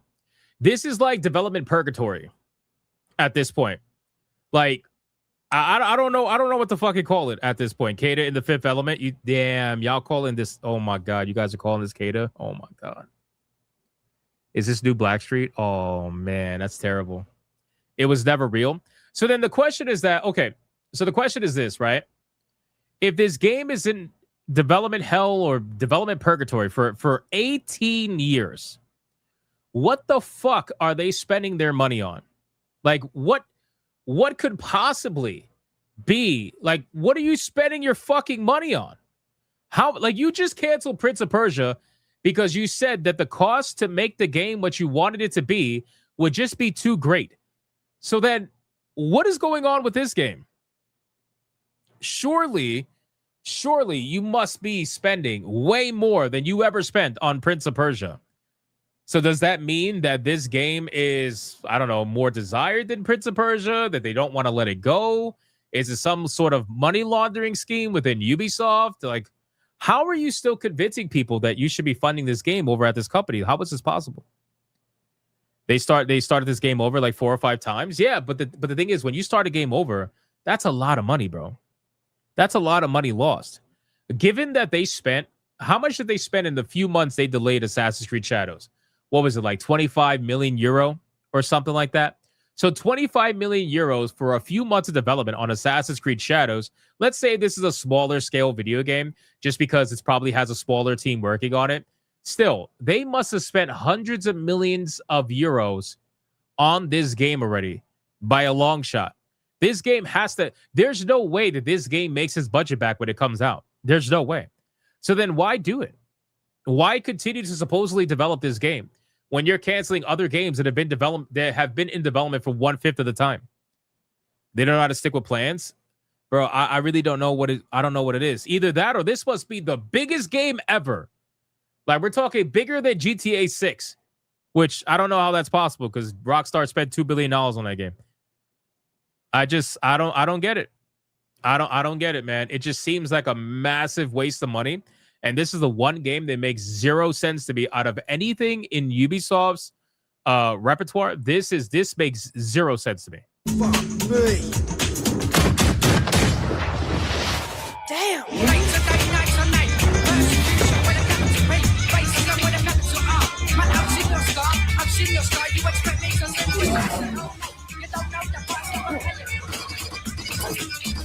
Plus, you kind of have to ask yourself, too. You kind of have to ask yourself, right? People were hyped about it when it was first announced. 9 years went past. This trailer came out, made it seem as if the game was progressing, right? In comparison to the first trailer, it wasn't at all. And now another 9 years has passed. So at what point do we say that people just aren't interested anymore? At what point do we say that people are just not going to care when you re-announce this game? If they were to announce this game, let's say this year, how many people are actually going to fucking care that this game is coming out? Or how many people are actually going to have any faith that the game is going to be even remotely halfway decent, considering how much in development hell it's been? You know? I don't know. I'm sure there'll be people that'll buy the game. That's not my point. My point is, like, how many, though? How many for the hundreds of millions of euros you spent? Probably almost over €1 billion at this point. How many are going to buy the game?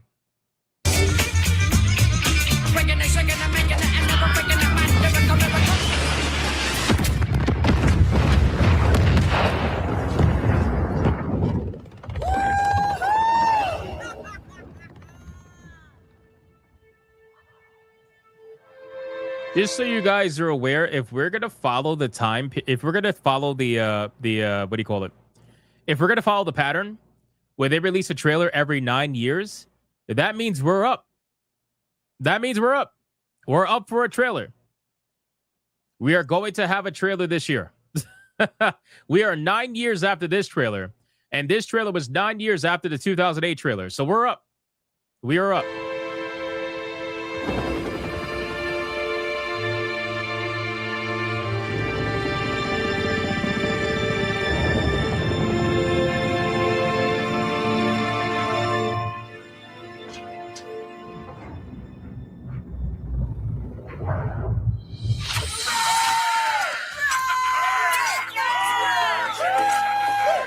It's about bloody time. Let's see what we've got. Moksha, just as Yama described it. True freedom lies beyond.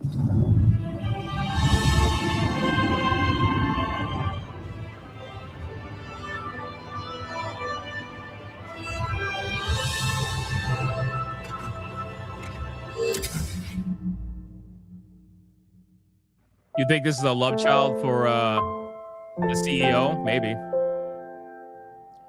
But if that's the case, then why not try to prioritize it? They didn't put world premiere videos. Sign up for our Space Monkey program. Wonder how that's going. That's crazy, bro. Listen, again, Beyond Good and Evil, you know, it's got a bit of a cult classic following. That's great. But my question is, from a realistic standpoint, okay? I'm just trying to be realistic here. I'm not hating on it or anything like that. My thing is, you have a game that you announced in 2008, and then you announce another trailer in 2017, 9 years after the first one. That's already too long. If you would have dropped the game in 2017, that would have already been considered way too long. That would have been considered development hell, but people would have probably bought it just like Duke Nukem, right? Some people would have bought it. Not many, but some. Now you have another 9 fucking years after the last trailer. So we're 18 years in. You understand that some people have had kids that have now exited high school. They've had kids when you announced this game in 2008, and those kids are now leaving high school. And you still didn't put... Bro, just think about that. That doesn't make any sense whatsoever. There's something inherently really fucking stupid about that. So then you wonder, what is the point? Why do this? Why continue development? If you're talking about cost cutting, because that's all they've been talking about. That's all Ubisoft has been talking about is cost cutting. Okay. So if you're cost cutting and you're reducing by hundreds of millions of euros each time you do it, at what point do you say this game has to go or has to stop? Like, at what point? 20 years? 25 years? 30 years? How big of a record are you trying to go for here? You know?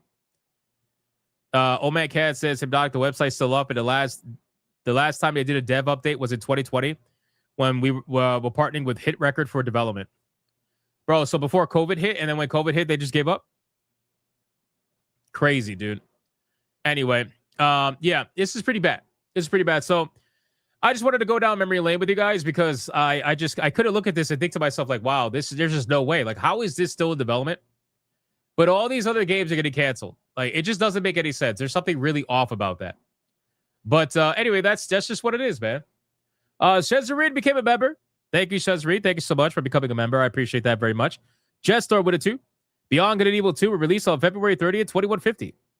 Well, good. I'll be long dead before that. So that's great. We have one gifted game I want to shout out really quick. Shout out to Scrap Gamer, the absolute legend. He says, careful, this game is addictive. My wife asked me if I still love her if she gained 100 pounds. I said, of course, baby. I'd love you twice as much. Demon's Crystals. Thank you, Scrap Gamer. I appreciate that. I appreciate that. I would love you twice as much. That's crazy, bro. She's going to be mad. She's going to be mad. Thank you so much. All right, we're going to get to the next topic. Next topic is Dragon Ball. Let's talk about Dragon Ball. Dragon Ball, you guys, we talked about this the other day. I think we talked about this on Friday. Dragon Ball was going to have a new, what do you call it? A new, like, showcase for the 40th anniversary, which I'm super excited about. And part of that showcase was going to be a video game announcement. You know, I actually had, I ended up purchasing, I bought this a while ago. I've shown it on my manga channel, but I ended up purchasing a Kid Goku statue with Shenron from OG Dragon Ball, and it's like a 40th. It's a 40th edition, special anniversary edition figure. Love it, by the way. I ended up getting that a couple months ago. That was pretty cool.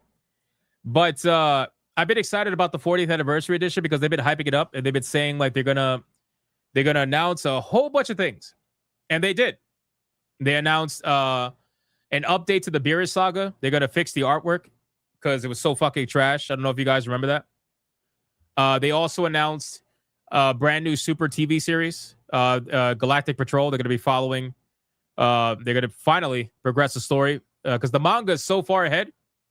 But anyway. And they also announced the video game. This video game is what we're going to look at now. So this game is called Dragon Ball Project Age 1000.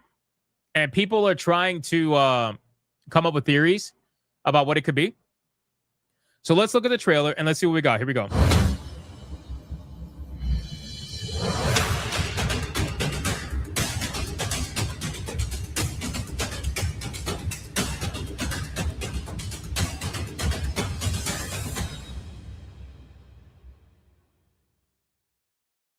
Just for clarification before we get into this, I kind of do hope that it is not just another fighting game. I do like Dragon Ball fighting games, don't get me wrong. I still think Fighter Z is probably one of the best ones that have come out. But I would love to experience a true blue Dragon Ball RPG. I really would. It could have fighting in it, obviously, because it's Dragon Ball. But I would love to experience a true blue Dragon Ball RPG again. Because I know they've come out with those in the past before. And I would just like to experience another one, personally. But that's just me. Anyway.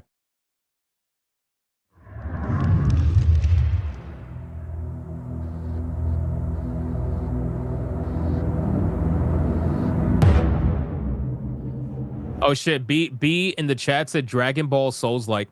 How would that even look? How would that even look, right? How would a Dragon Ball Souls-like look? Because... It would have to be a lot of melee combat, right? I would imagine. Because obviously Souls-like, you have all the kind of weapons and whatnot. And I guess it could work. It definitely could work. I think that instead of a Dragon Ball Souls-like, I would want a Dragon Ball Stellar Blade-like. Or like a Dragon Ball DMC-like. Meaning... Since DMC, Stellar Blade, all these games are about like hyper combos and everything like that, especially DMC, I think it would fit the speed of Dragon Ball better. Because Dragon Ball Souls-like, or Souls-like in general, are slower, right? They're a lot slower. So I think it would fit better to give me like a DMC style combat system. Or, yeah, even a Black Myth. Yeah, Black Myth, Wukong, something a little bit faster. Give me something a little bit faster that can match Dragon Ball a lot better. Because if you're going to be zooming around and shit and, having all these instant dodges and all that shit, I think that it would be better off with a faster combat system. For sure. In terms of this character, I know you guys are saying this character looks chopped. Absolutely. I don't disagree. But I also think that this character is a generic character that's meant to represent like a creative character. If I had to assume, again, I don't think this is magically going to be like the hero, but I guess it could be. We'll see.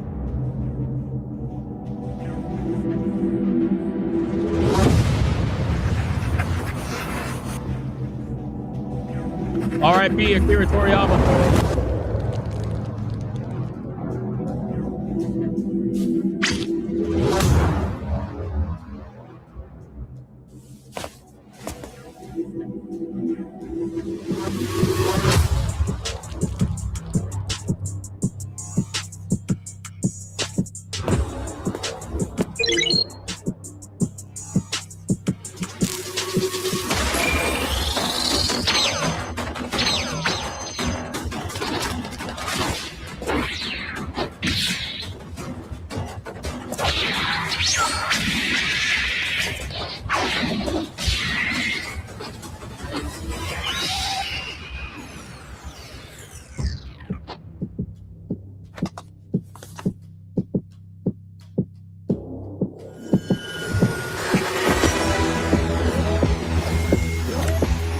I got to be honest with you. I really don't like the 3D animation that they've been using for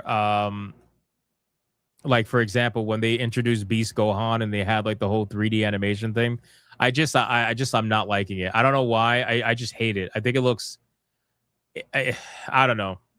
I get it. It's a game, so it's supposed to be, but like I don't know. I never liked it. I never liked it. Like I really liked I don't know, man. Like I like Fighter Z because obviously the 2D side scrolling and whatnot, but I don't know. Maybe it's the future of anime. Yeah, this is why I don't watch anime. I read manga. I'm just saying. Maybe that's why. I don't know.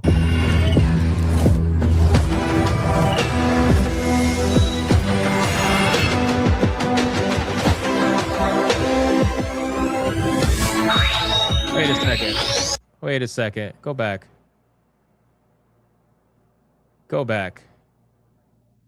He was facing his back, right? That's his back, right? Okay, never mind. Okay, I thought the head twisted off his body for a second. I was like, wait, was that AI?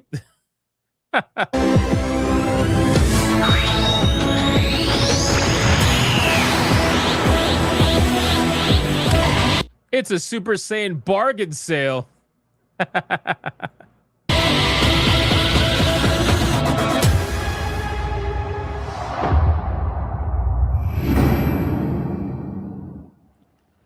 $2027, age 1000. Like I don't know. I don't know what to make of this. It's just kind of a shitty fucking hype trailer. New game, Project Age 1000. More information at the Dragon Ball Games Battle Hour 2026, scheduled for April 18th to 19th. Okay, interesting. Yeah, I mean, I don't know. I think not super. I need to know more. Obviously, I guess this is just a teaser. Not much to really see right now, unless you guys have some theories over the name, Age 1000. But I mean, this guy could turn Super Saiyan, so there's that. That's the only little bit of news we got. So clearly, he's a Saiyan, but he's a Saiyan that works at Capsule Corp. So there's that.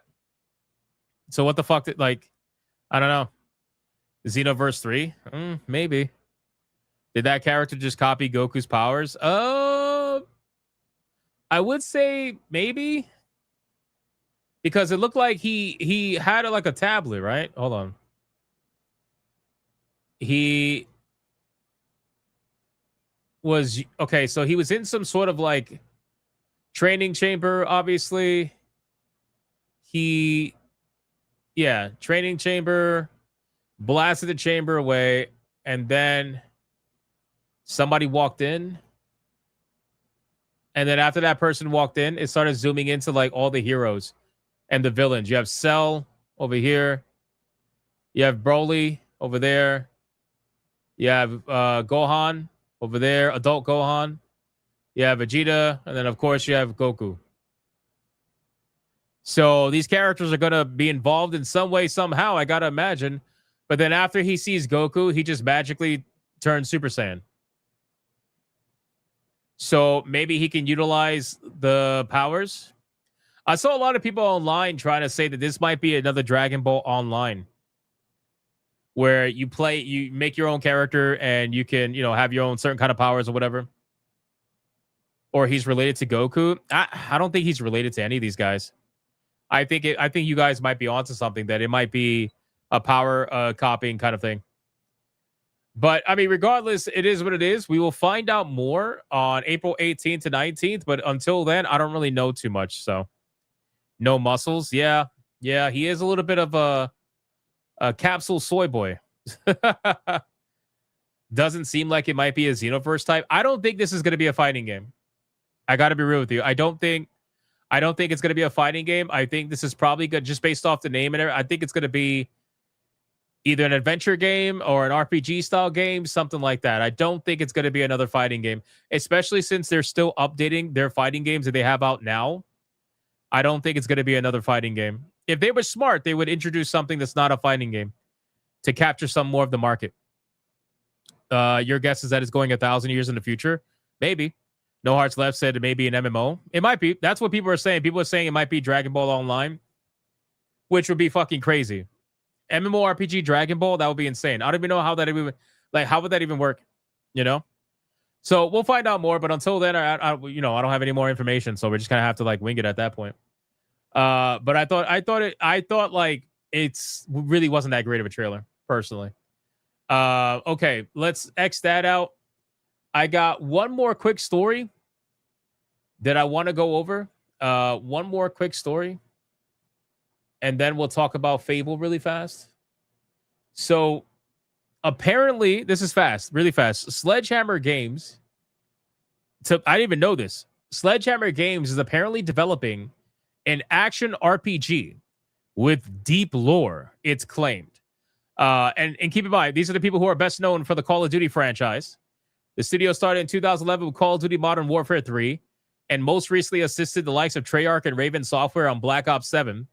And now apparently they're working on an ARPG. I think at this point, if you have Sledgehammer Games working on an ARPG, I think it's safe to say that the ARPG genre is a little bit too popular. It is a little bit too popular. Can you imagine a yearly release from the Sledgehammer Games developers? A yearly release of them releasing some sort of ARPG or something? That would just be, I'd be kind of gay. I'm not going to lie to you. But that's where we're at. I just wanted to tell you that. Thanks to a recent developer profile on LinkedIn, it seems that the studio is, or at least was, working on an unannounced action RPG with deep lore and a large-scale world. It would be nothing like Sledgehammer has ever created before. So, yeah, I don't know about that. That's a long way to say slop. It is a long way to say slop. You're not wrong on that. I'll tell you this. I do not want Sledgehammer making action RPGs. I think we are definitely better in the world without them doing that. So we'll see how that goes. Anyway, that was just a fast topic. So we got BioT Wolf with a 5. Can we get something Dragon Ball related that doesn't follow the story? I'm so sick of playing the same story over and over and over, which is a different game. That's possible. It's definitely possible that we could get something like that as well. I don't think that's necessarily a bad thing. I just don't think that their story-driven video games have been fully fleshed out in a way that I guess I have it in my mind. So when I think of like a Dragon Ball RPG, there's so many things I think of. And a lot of video games they've come out with that have been similar to that hasn't really hit the nail quite. And I feel like they could do better. But there's also nothing wrong with making your own character too. If you, let's say you push the time period, I don't know, hypothetically 1,000 years in the future, you never know. I think that would be kind of cool for sure. But that's basically it. I don't think that's a bad sentiment at all, Baldur. Game Master with a 5. Hey, Hypnotic, love your content. Question: why do progressives hate attractive people like the Knight's Path girl? Where were they in the early 2000s? They were too busy being like goth or emo or something like that. They were being some sort of other identity. No offense to the no offense to the goth people. No, where were they? They didn't exist because a lot of them are young right now, so they probably were still in their parents' nutsacks or they were babies. One of the two. So Jester says, so Call of Duty is going to go in the direction of ARPG. I doubt it. I definitely doubt it. It's just going to be a separate game. Yeah, the whole Knight's Path. Oh, speaking of Knight's Path. Okay, so I got a response. I told you guys that this year I'm going to try to work with some developers that are willing to. Obviously, it all depends because I don't want no fucking like stipulations like, oh yeah, we'll talk with you or whatever, or we'll go on your stream, but you can only say nice things about it. Like, nah, bro, I want to be able to, ask the questions if it's going to happen that way. But in any case, we have a response from Knight's Path because I reached out to them the other day and they responded late in the night and they said, without giving it too much away, again, I'm not going to show the DM, but they said, hey, Hypnotic, they said, I just watched your video and I'm glad that you mentioned that you've reached out to me. Otherwise, I wouldn't have been able to notice because of all the love letters that we're currently getting. So that's good. They're getting a lot of, I don't know if they're being sarcastic, but hopefully they're actually getting some support. They said, thank you very much for the support and kind words about our game. We truly appreciate it. But they did say that being said, they are currently declining all interview offers as they are right now focused on keeping a clear focus on the game development right now. But that they're honored for the invite, and they're definitely open to join the stream someday in the future to talk about the game. So that's basically it. They said some other stuff's not relevant, but that's basically it. They are currently focused on the game development. We did get in touch, and maybe someday in the future we will have them on the stream, which I think would be pretty cool. So we'll see how that goes. But that's the latest update that I have from them. So shout out to them. They seem to have their head in the game, and that's good. That's where it should be. That's where it should be. Okay, Playground games. Let's talk about this. All right, so Fable.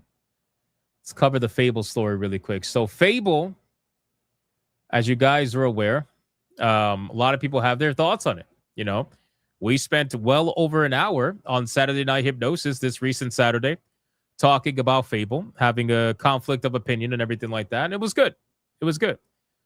But, you know, Fable's making some decisions that I just don't like. Some of them I do. A lot of them I don't. Okay? The morality thing pisses me off. The fact that they're trying to make the morality system match real life, where it's like constantly gray, and I can't just be a straight up bad guy or a straight up good guy, is kind of annoying. So I don't like that. But the one thing that's got me irked is the fact that what I thought was initially a joke. I thought this was a joke at first. I didn't think this was real, but they confirmed it themselves that it is real. Have you guys seen in the trailer the whole like office style mockumentary style interviews? Well, apparently they're putting that in the game. They're putting the office style interviews in the game. So when you're playing through Fable, it's going to feel like you're watching The Office. And I'm like, what the fuck? Like, why? Why are you doing that? They said Fable has kind of nicked The Office's mockumentary style interviews. A lot of people assume that we just did that for those trailers. I've never seen it in games before, but it allows you to wait or neatly tell a joke or drop a little bit of character detail. So it seems, according to them, that they're going to be putting that in the game as well, which is weird. They're leading into the Fable series' signature British wit, even going as far as copying the mockumentary-style interviews pioneered in countless comedy shows like The Office. Cast your mind back, and you'll remember the Fable trailer that follows a giant version of Richard Iota of the IT crowd fame while he sits down in an interview and waxes lyrical about the nature of heroes. Another has Matt King, a.k.a. Super Hans from The Peep Show, doing the same as an ex-hero who's been forced out of retirement. This wasn't just a cheeky quirk used to advertise the upcoming reboot, however. You've maybe seen it in our trailers. We have sort of a mockumentary interview style. The Playground's chief, Ralph Fulton, told Xbox Wire, I think a lot of people assume we did that for those trailers, but it's actually a device that we use throughout the game. I just want to vomit, bro. Like, I really do at this point. Like, you know, it's Blur hit it right on the head, man. Reddit humor.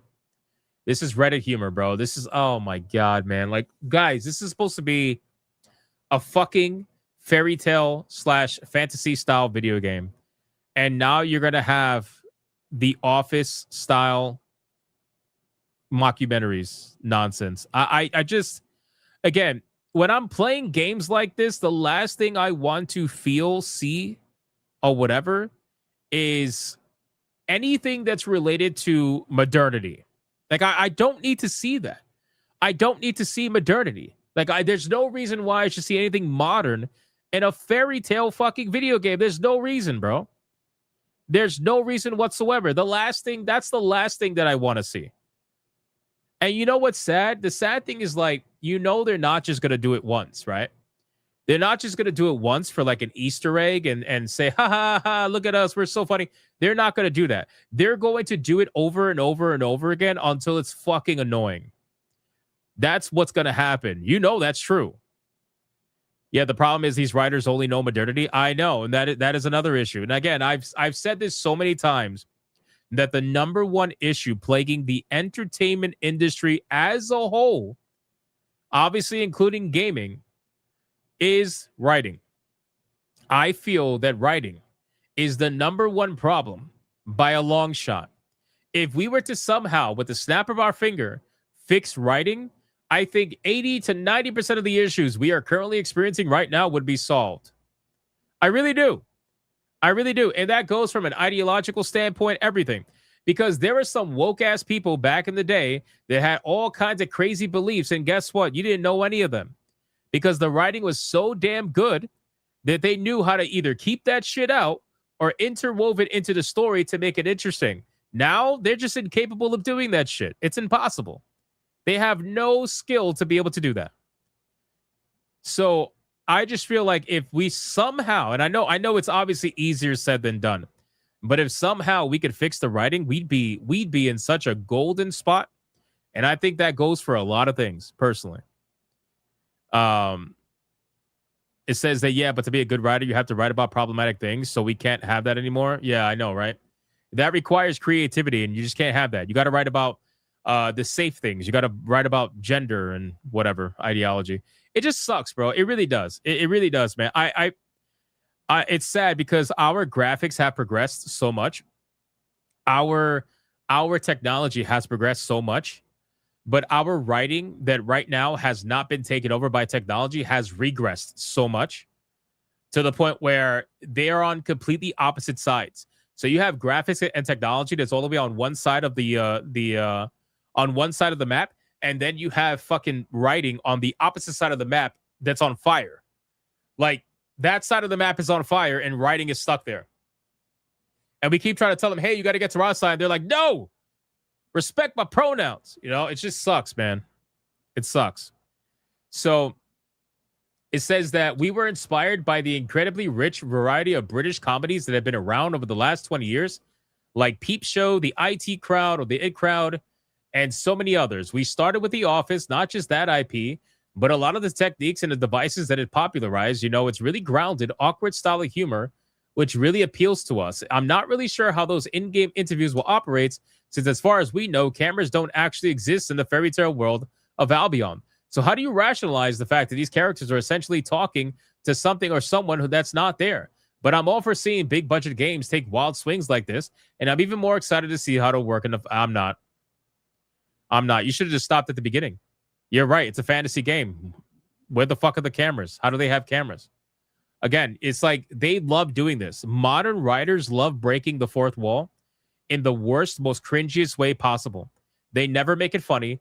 And if they do, it's like one time, and then they burn themselves out on it. They don't know how to just do it one time. They have to keep doing it because they think it's the greatest thing ever. They're like, oh, this has never been seen in games that much before. Let's do this over and over and over until they're fucking sick of it.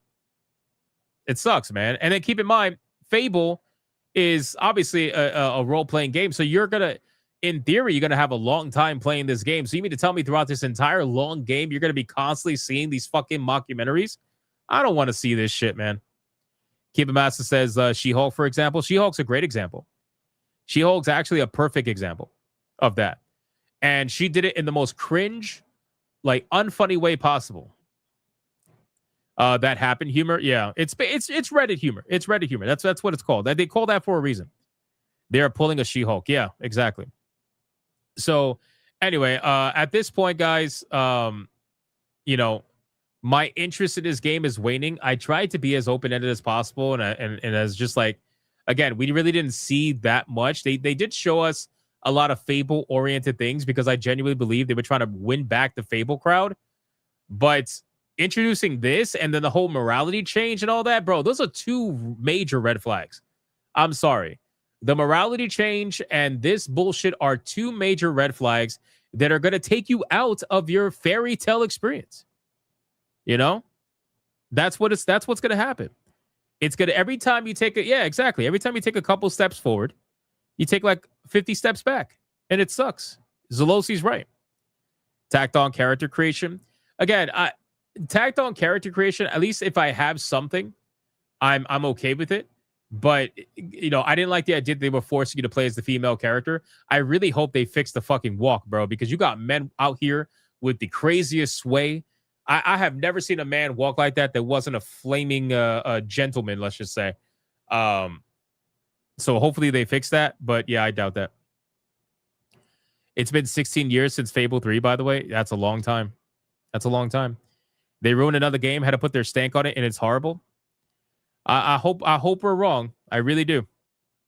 But unfortunately, I don't think we're going to be wrong in this scenario. Sadly. Yeah, I'm glad you mentioned that, Raptor Kratos.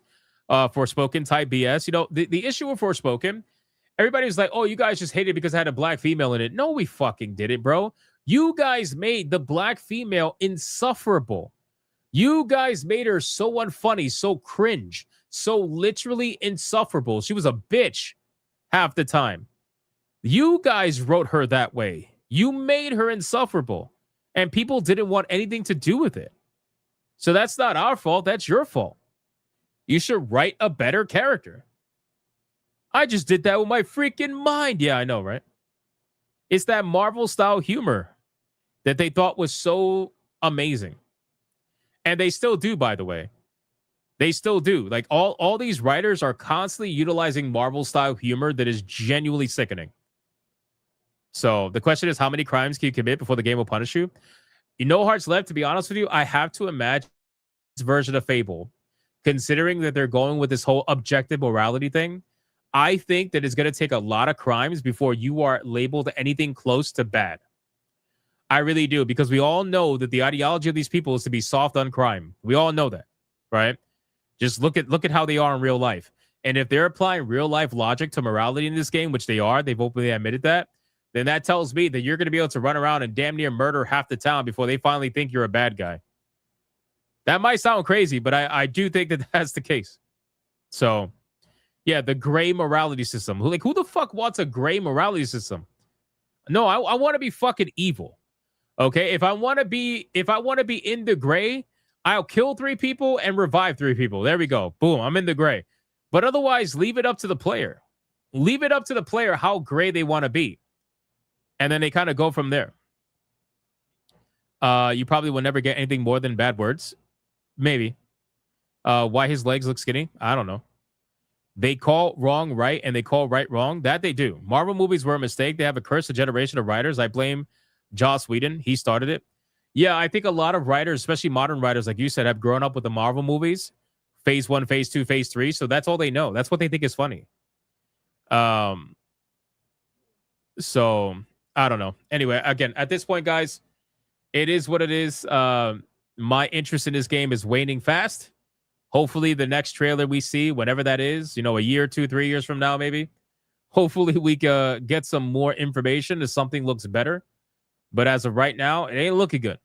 It ain't looking good. It feels like there's a lot of Band-Aids in this game. I think that's the best way to put it. So we'll see. All right, let's catch up on supers right now, and then we'll see where we're at. I think we are super far from tier 1. So it looks like another situation from the other night, but we'll see.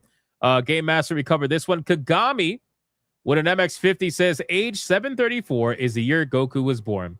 The name of the project is the time set for it, confirmed during the event. Okay, so it's about 270 some odd years after Goku's birth. So that means it's in the future. Okay. All right. So that would tell me that the information that he was utilizing to look up those characters was because they're all dead. So they're probably seeing their fighting history, their capabilities, all that stuff. That's what his little training chamber was probably doing. So that's interesting. Okay. I will definitely check that out for sure. Hopefully they give us more info. We got Rumble. What do we got with Rumble, man? We got Trey with a 5 on Rumble. Damn, for a second, I thought Shawn Michaels was Chewbacca.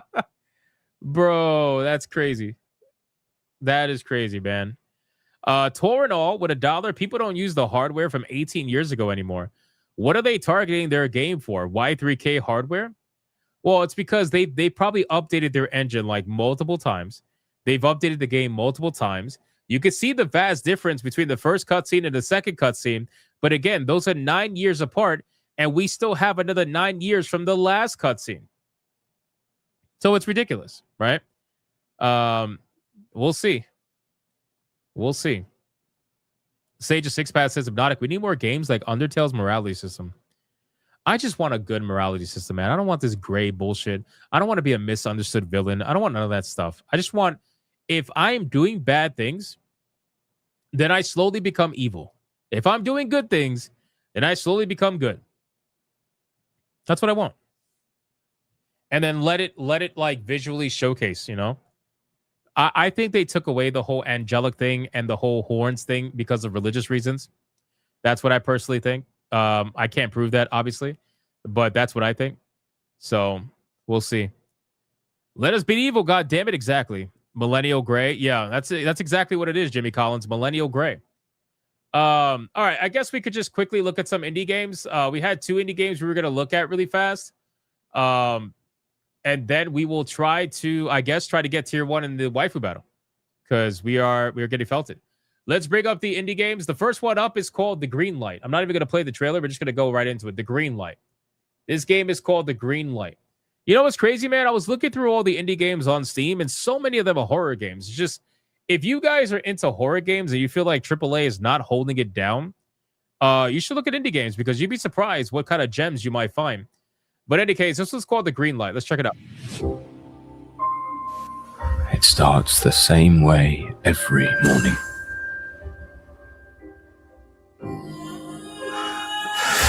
This nightmare. It doesn't stop. The alarm. The grey walls. No, the road is blocked. I need to find another way. I used to have dreams. Then you already know how this ends. The walls. They're getting closer. How long are you going to pretend this isn't happening? It's waiting for you. You know that. You know what fear does to the mind. It corrodes it, rests it. I made a promise, and I will go to hell to keep it. Time is ticking, Fred. That light.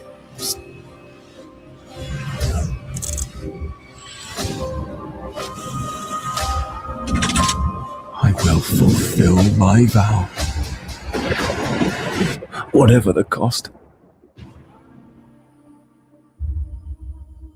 I thought that was pretty fucking good, actually. Do you have another trailer? Let's see. Whoa, okay. They just have a screenshot. That piqued my interest. That definitely piqued my interest. Graphically speaking, it looks pretty good. It looks really fucking fucked, which is good from the horror perspective. I don't think this looks bad at all. I kind of like this. So I will definitely be wishlisting this. And oh, look at this. This looks like Total Chaos. I'll be wishlisting this to see more about this. This is fucking creepy. I like it. I like it. It's called The Green Light. The Green Light. I'll link it in the chat right now for you guys that want to check it out.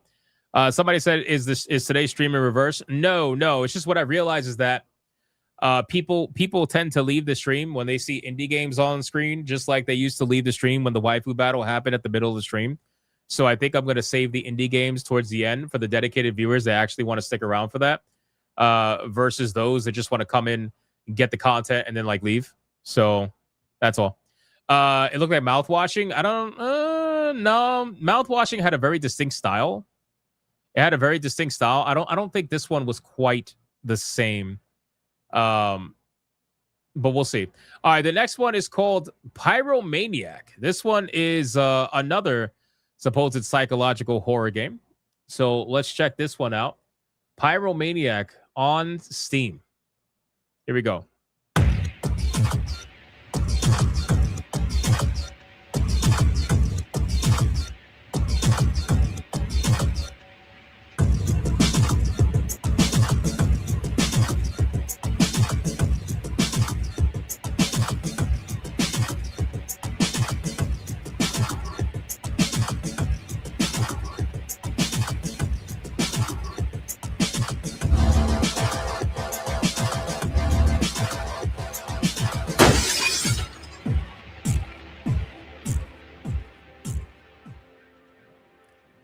Now, see, that one had graphics that were more similar to mouthwashing. That particular game. That one had graphics more similar to mouthwashing. A little bit better, obviously. Definitely a little bit better, but I think this is fucking cool. I like this one too. It's amazing, bro. Like, sincerely, when it comes to indie horror, indie horror really is just incredible what they're able to do. And it's because indie developers are not tied down by AAA developers or AAA studios that have all these rules and regulations that you got to play it safe. You got to be friendly, ESRB friendly, all this shit. Like, a lot of them don't play by those rules, so they could just be as creative as they want. And I think it's good. This is definitely good. You don't like the way I say horror? Yeah, it is what it is. So, no, I think this is pretty cool. I'm going to wishlist this one. It looks really creepy. Oh, yeah, look at this. I like this. Really creepy. Definitely looked like mouthwashing from a graphical standpoint, just a little bit better. So, very cool. Very cool. I'm going to wishlist this. Put it in the chat right now. I don't know if... Oh, Old Man Cat already did it. All right. Old Man Cat put in the chat. The game's called Pyromaniac. So we'll check that out in the future. You know what's crazy? Ever since I started doing these indie showcases, I have... what do you call it? I have so many games showing up on my upcoming releases. And I'm like, holy shit. It's amazing. It's good. It's crazy what you find when you go looking for it. So very, very cool. Very cool. All right, let's X this out. All right, we're going to have to do the waifu battle and just hope for the best. That's basically it. Otherwise, tears might be gone today. It just might be that kind of a day, but that's okay. Let's get into the waifu battle. Thank all of you. Before you leave, because I know a lot of you just leave during the waifu battle because you're like, fuck this shit. Fuck this gay waifu battle shit that supports the stream that I watch every day. Fuck this garbage. I'm going to put my video in the chat right now. So if you guys don't mind watching that video, if you haven't seen it, maybe you didn't get notified about it. I'm going to put it in the chat right now so that you guys can go check it out, please. I would greatly appreciate it because obviously, I haven't been releasing videos that much, so I'm getting felted by the algorithm. It is what it is. But yeah, I would appreciate it if you could go watch that video. It kind of breaks down Ubisoft's entire debacle. It breaks down the Prince of Persia remake situation as well. All of it together, basically. So I would appreciate the love and support there. Thank you so much. And speaking of love and support, this guy's always coming in to try to save the day, bro. Fucking our cuz, man. The 20 membership Hyperbank. Fucking go! It's a membership banger! Shout out to our cuz, man. Rapid firing the chat. Look at all that green. Look at all that green. Damn, our cuz. Thank you so much, man. I appreciate that. He didn't say what clip he wanted. Our cuz, what clip do you want for this, man? This is a Red Boy Hyperbanger. The first unofficial Red Boy Hyperbanger of the stream. TJAP says, Red Owl 7296 from tier 1. Thank you, TJAP. I appreciate that. Our cuz, what are we looking for, man? Joseph says, no more highly edited videos. I literally put one out today. It's just I don't have time. I don't have time anymore. It's rough, unfortunately. I'm trying. I'm definitely trying, but it's just hard. Especially since I want to do more gaming streams, and it's impossible. I'm only one person. All right, he wants Warhammer. Consider it done. All right, boys, we have another Red Boy Hyperbanger. Let's bring the ladies in.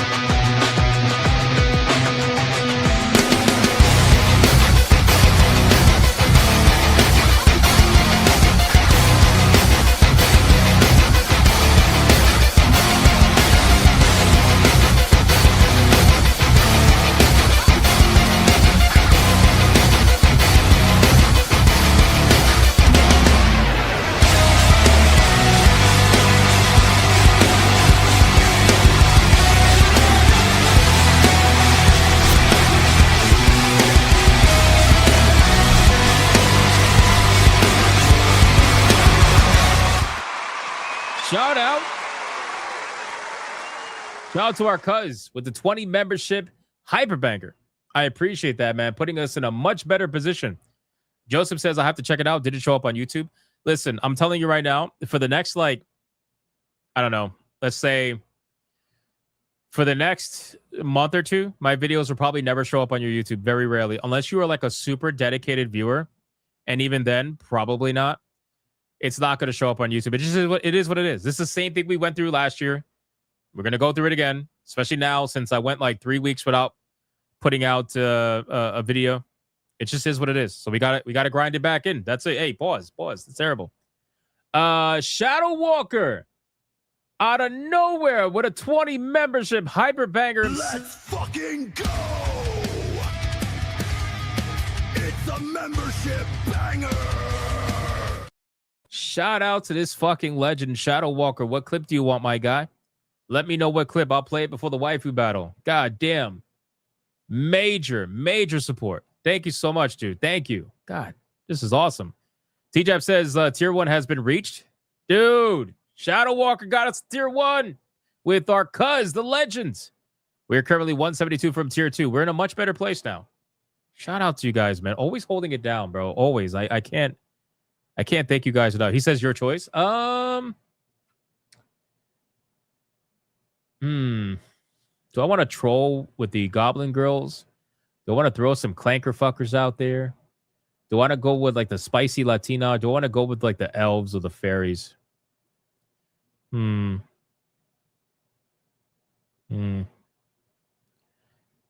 gonna go with.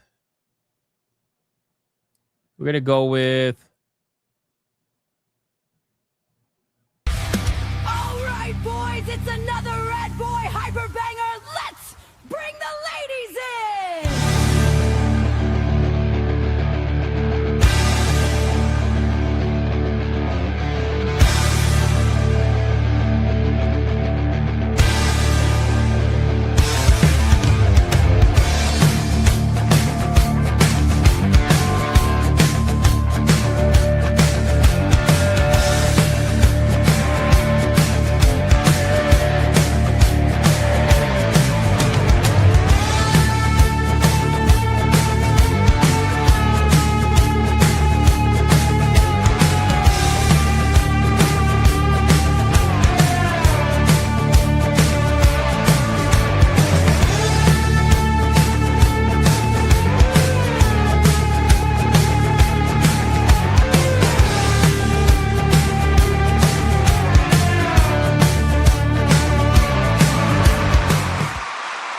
Shout out to Shadow Walkers. Thank you so much, my brother. 20 memberships is crazy, by the way. I appreciate that, man. Thank you so much. Melodic Method with a $20 banger. Shout out to Melodic Method.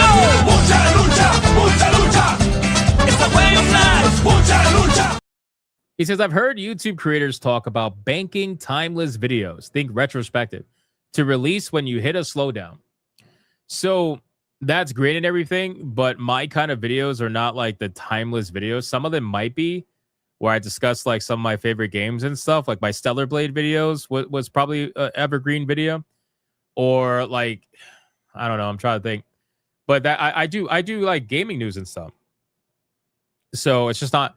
And to be fair, a lot of those supposed evergreen videos, those are like how-to videos. Those are like top 5 videos, and that has to be not even top 5 because like that depends on the year or like how you word it.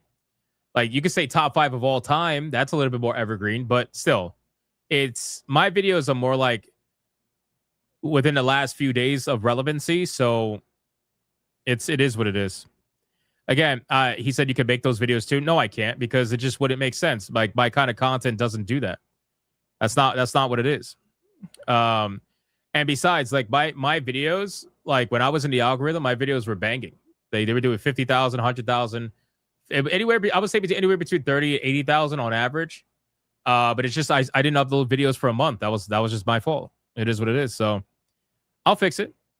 Yeah, exactly. My manga channel now, that's evergreen, which is why it constantly gets so many views, even though I sometimes I don't upload there for a while.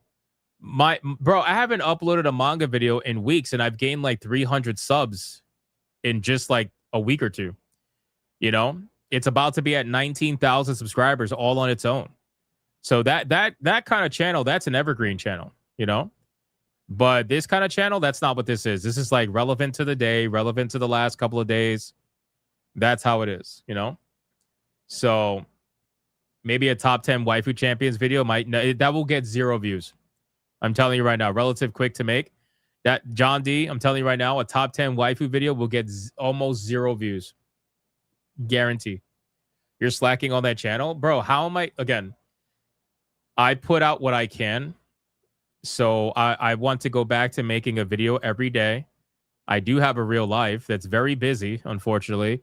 I do put out, I used to put out one video a day on this channel, highly edited. I would do a stream every single day. I would do a Griffcast Monday through Friday, and I would do a short every single day on the manga channel. And then I would put out 2 clipped videos for the Hypnotic Gaming Live channel every day as well, which I have been, by the way.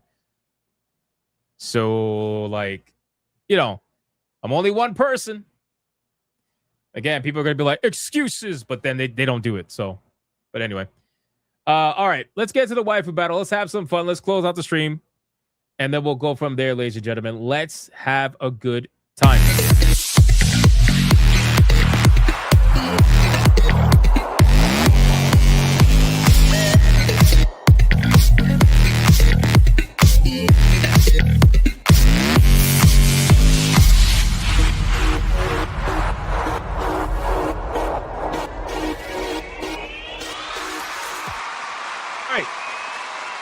The waifu battle is here.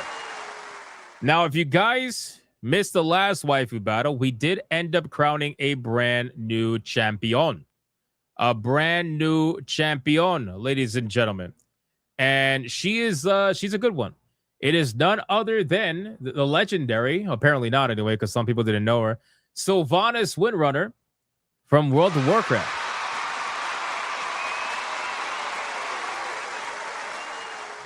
So before we bring out the challenger, let's go over the rules of engagement. Rule number 1, all super chats in the waifu battle can and will count towards a particular waifu. But the only way that it is going to count is if you put the name of the waifu in the super chat first. You have to put the name first. If you do not put the name of the waifu in the super chat first, it will not count. Does not matter how big they are. If you super chat after the fact and you put the name of the waifu that you forgot to put the first time first, then I will make it count. Rule number 2. You could vote for any waifu regardless of who's on the screen. It doesn't matter. You could vote for the champion, who is Sylvanas, or you could vote for the challenger, who you're about to find out. It doesn't matter who's on screen at the time. Last but not least, after the second waifu comes off screen, I'm going to do a 30-second countdown. After that 30-second countdown, no more super chats are going to count. It doesn't matter how big they are. The last super chat that shows up on my screen will be the one that counts. So please, if you're going to vote, vote early and vote hard, ladies and gentlemen. Do we understand the rules?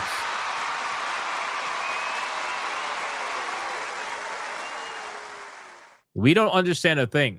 By the way, Light Ferret for $1 on Rumble. Speaking of Fable, did you know the OG developer has a Peter Molyneux has a new God sim coming out this April? It's called Masters of Albion. It looks to be based on OG Fable settings. Trailer is out too. I think we reacted to that. I'm almost positive we reacted to that. But I can't say for sure. Masters of Albion sounds very, very familiar. All right. In today's waifu battle, considering that Sylvanas Windrunner is the champion, it would only make sense to bring out a certain waifu that challenges her often. If you've played World of Warcraft, you would know this. It just makes sense.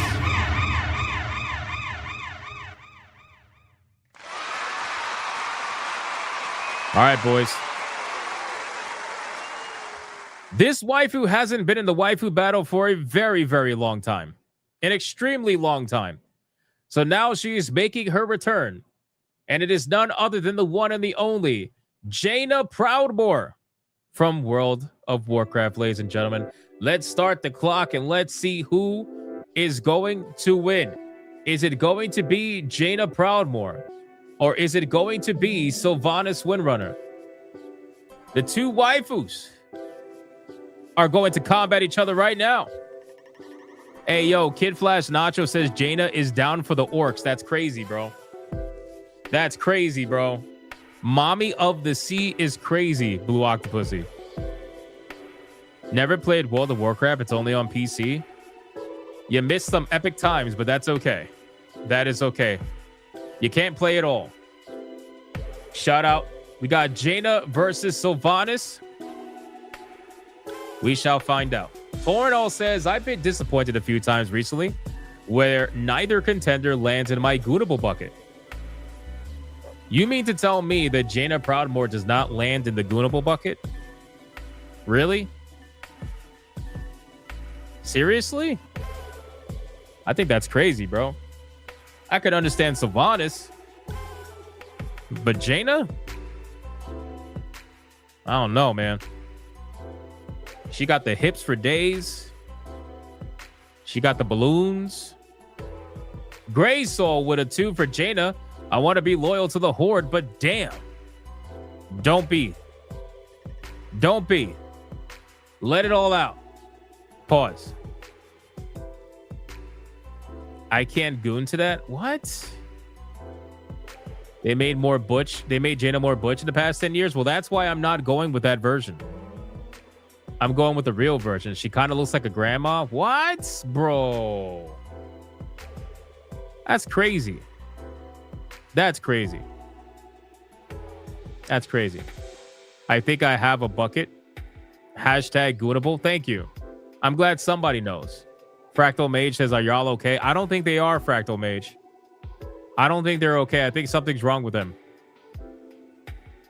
Something's wrong with them. You need to save them, Fractal. Save them. She looks like a gaming journalist. Oh my God, bro. There's no way. There's no way. Thank you. Somebody with some fucking gooning sense. Miss Bella Games with a 10 banger for Jaina for the Alliance. Thank you, Miss Bella Games. That's why we love Miss Bella Games. Thank you. I appreciate it. She knows. She knows, man. They're wild. Yeah, they're wild. No hearts left. You see this shit? They're wild in the chat. They don't know what they're looking at. It's crazy. Thank you, Miss Bella Games. I'm gonna heart that just because. Thank you. Appreciate that. Bio T Wolf with a 5 says Felicia, Low, Raven, Pyra, Trish, a $1 for each girl. Bro said fuck the rules 5 times, man. 5 times. Reaper Knight says Psy, Warcraft, I'm out. That's a shame, Reaper Knight. Zeroist with a 2. Hashtag Sylvanas did nothing wrong. They made her like the misunderstood villain. It's so gay, bro. It really is. Just the Ford with a 189 says Sylvanas hashtag justice for Dalen. Thank you. Thank you for that. I appreciate it. And then we got Shadow Walker coming out strong. Wait a second. With a $50 mega banger for Sylvanas right at the end of Jaina's turn. Holy shit. Shout out to Shadow Walker. That was insane. Thank you so much, man. I appreciate that. Absolutely legendary. Let's bring out the champion that you just voted for, who is none other than Sylvanas, ladies and gentlemen. Let's start the clock and let's see who is going to win. Is it going to be Sylvanas or is it going to be Jaina? It's one of the two. We will find out. Thank you again, Shadow Walker. Torinol. Oh my God, bro. Torinol with a 20 on Rumble says for Freerin, sorry, but I never played Warcraft. They be both strangers to me. I can't goon to mystery lore. Oh my God. This guy, come on, Torinol. Freerin, really? Insane, bro.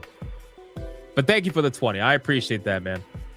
Blackguard with a 10 for Sylvanas, even though them damn knife ears are taking our jobs. They took our gerbs. They took our gerbs.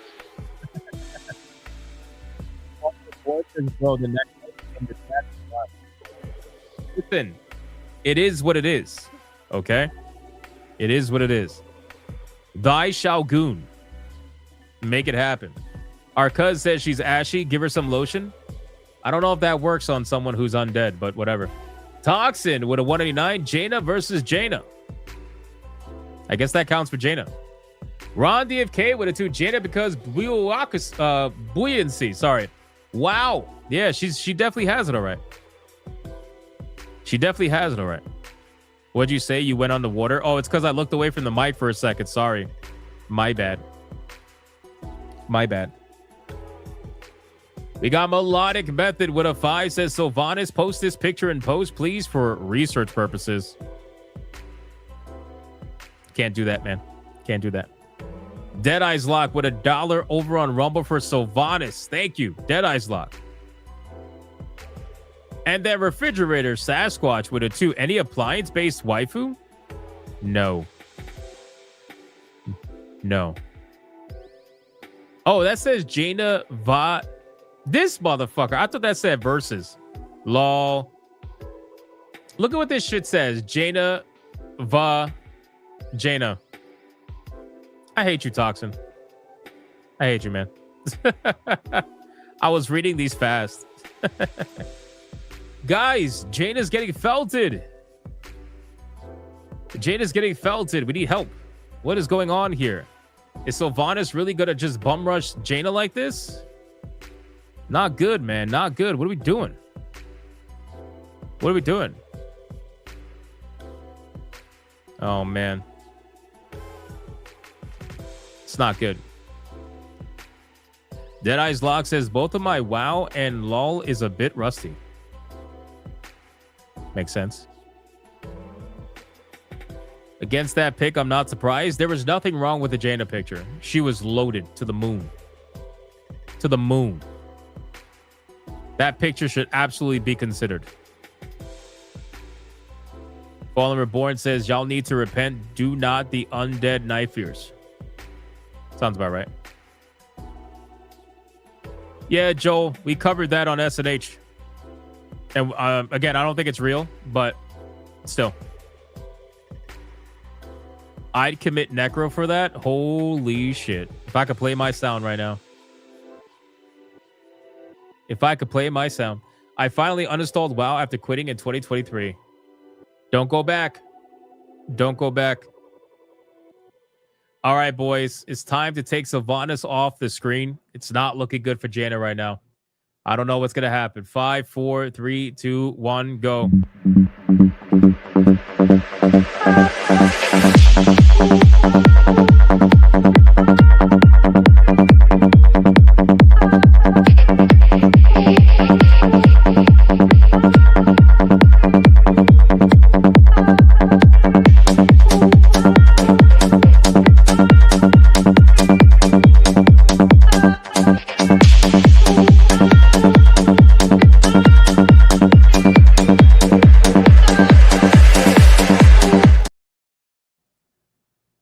Draconic was the only super chat that came in on Rumble for the $1 saying Furin just a troll.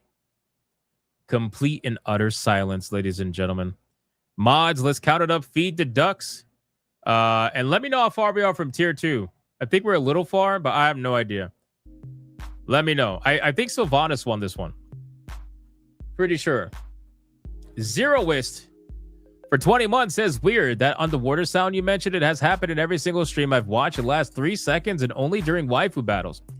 It's because normally I'm yelling during the waifu battle and there's music playing during the waifu battle. So with StreamYard is constantly trying to compete for whatever sound it considers to be dominant. So sometimes it'll think the music sound is dominant, which means it'll muddy your sound on the microphone if you're not speaking directly in the microphone. So sometimes I can look at the screen and like read a super chat or something and be speaking away from the microphone, and it'll think that the music is dominant. So it'll like submerge me. It's like, shut up, bitch, kind of a thing, you know? That's basically it. I do my best to try to like speak into the microphone, but sometimes, you know, depending on the situation, it's a little difficult. But I appreciate it. All right, the numbers are in already. Let's turn off the music. Hold on.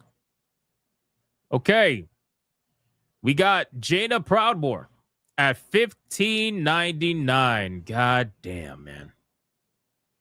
I just want to make it clear that I feel like Jaina deserves a lot better than this. This is why I haven't brought her back in such a long time. She always gets felted by people. Crazy. And then Sylvanas Windrunner at $54.57, which means the winner and still waifu battle champion is none other than the one and the only Sylvanas, ladies and gentlemen. Damn.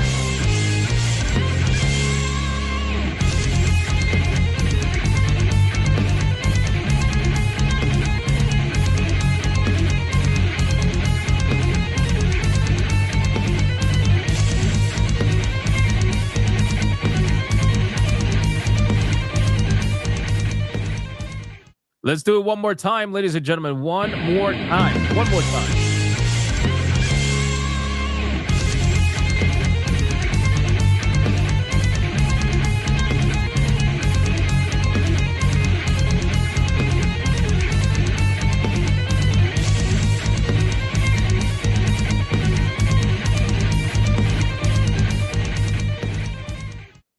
I don't really think there's much coping and seething happening, but I'm sure there's a little bit.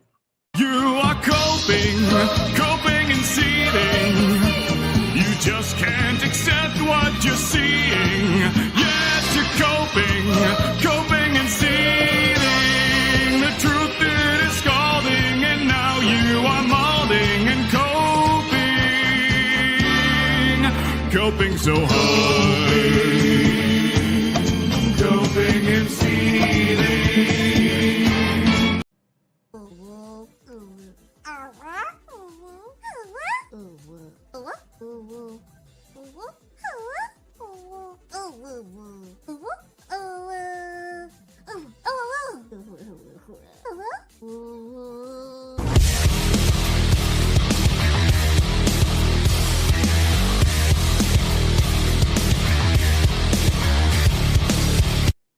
Right at the very last second, a savior comes along with K-Styles at $54 flat. And he said, this is for tier 2, getting us just past by, I think, like $1 or something like that, or less than that. Shout out to K-Styles. Thank you so much, man. $54. Man. Here we go! Mucha lucha! Mucha lucha! It's the way of life! Mucha lucha! What an absolute legend, man. I appreciate that. Thank you so much, brother. Holy fuck. We just made it by the skin of our teeth right at the very end. In terms of the waifu battle, so Vanis is your waifu battle champion, ladies and gentlemen. We made it by 40 cents. Holy shit, T-Jeff. That's crazy. So Vanis is going to go backstage where she will face off against another waifu tomorrow, Hypnocast, 9 p.m. Do not miss it, ladies and gentlemen. And again, I'm going to be uploading videos now. At least I'm going to try to anyway. So please be on the lookout because chances are you're not going to get notified.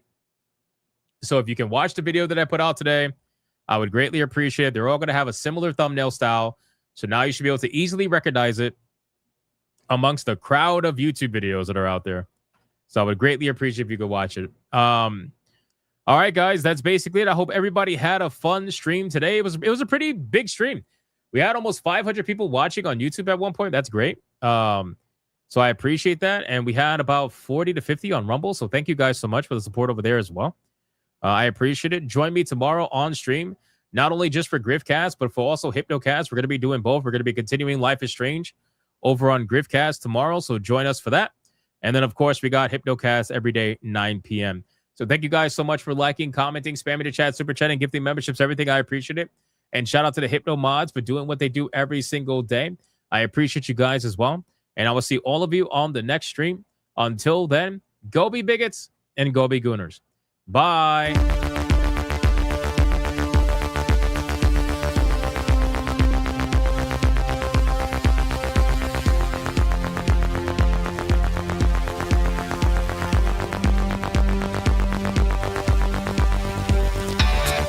I am not gay. I have relationships with women and sex with men. And I got news for you. That means you gay.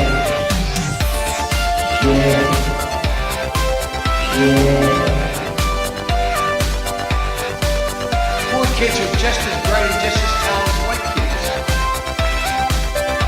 Her dog, or her cat, was named Vagina.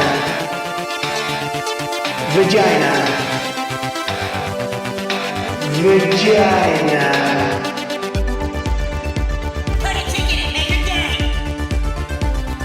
Suck it, Indiana Jones. Put a ticket in, make her lady gay. Fuck it, Indiana. Put a ticket in, make her gay. It means put a chicken in a queenie and make her fucking gay. Fucking pronouns. Fucking pronouns.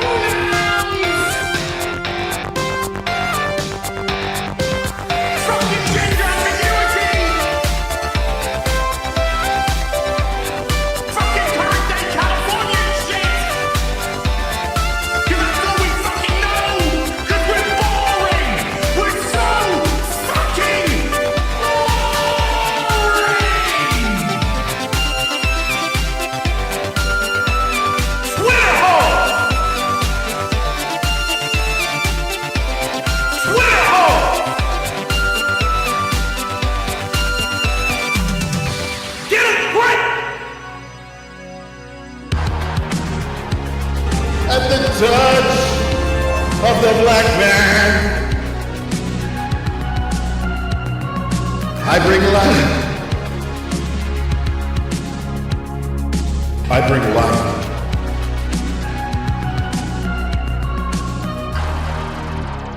I bring light.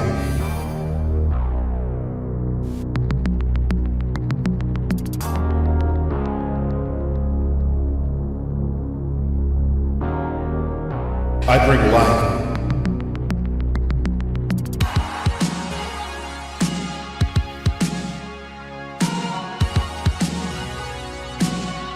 I bring light.